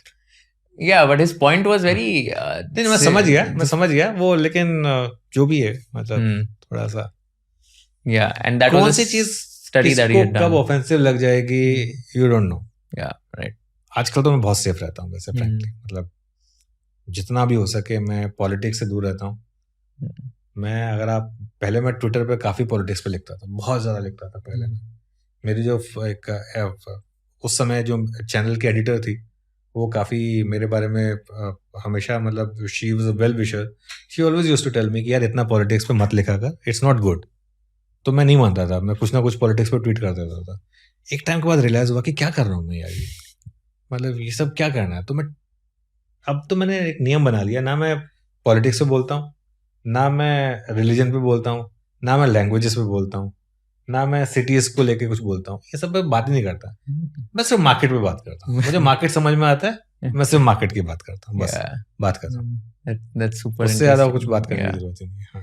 Last question, which I ask all my guests: if you were in the shoes of Kushal Lodha and if you were interviewing yourself, what is one question you would like to ask yourself towards the end? Wow, that came out of the blue. Would you have done things differently if you were 10 years younger? That's a good question. So, would you have done things differently if you were 10 years younger? Yes. Okay. I would have. What exactly? I would have made better financial decisions. I would have made better choices in terms of spending my time, perhaps spending more time with family. That's it. Can you give an example of a better financial decision? आपने कौन सा गलत लिया and कौन सा लगता है better हो सकता था? Buying a house? No, buying a house was not a bad decision, but perhaps not investing in market enough. Okay. Not investing in stock market enough. That is something that is still a regret. Especially because, you know, I had the money, I had the opportunity, and I still didn't do it. Yeah. Awesome. Thank you so much for doing this. बहुत मजा आया आपसे बात करके, and lovely talking to you, and बहुत reels देखते हैं आपके. We'll keep looking forward to your content. Thank you. And I wish hope you the it best. comes out well. Thank you so much. Thank you very much. Thank you. अगर आपको ये video पसंद आया होगा तो I'll request you to share it with all your friends and subscribe to our channel so that we can give you more value additive content in the shortest amount of time. हमको ये बताइए कि आपको कौन से kind of guest चाहिए, हमको ये बताइए कि कौन से questions मुझे नहीं पूछने चाहिए थे, कौन से questions मुझे और पूछने चाहिए थे ताकि आपको और ज़्यादा value मिल सके, और कौन से ऐसे parts है जो आपको बिल्कुल पसंद नहीं आए ताकि हम लोग ये parts trim कर सके future episodes में. So thank you so much once again for watching this episode, and keep sharing all our episodes with your friends and keep giving us feedback so that we can improve and come up with better quality content.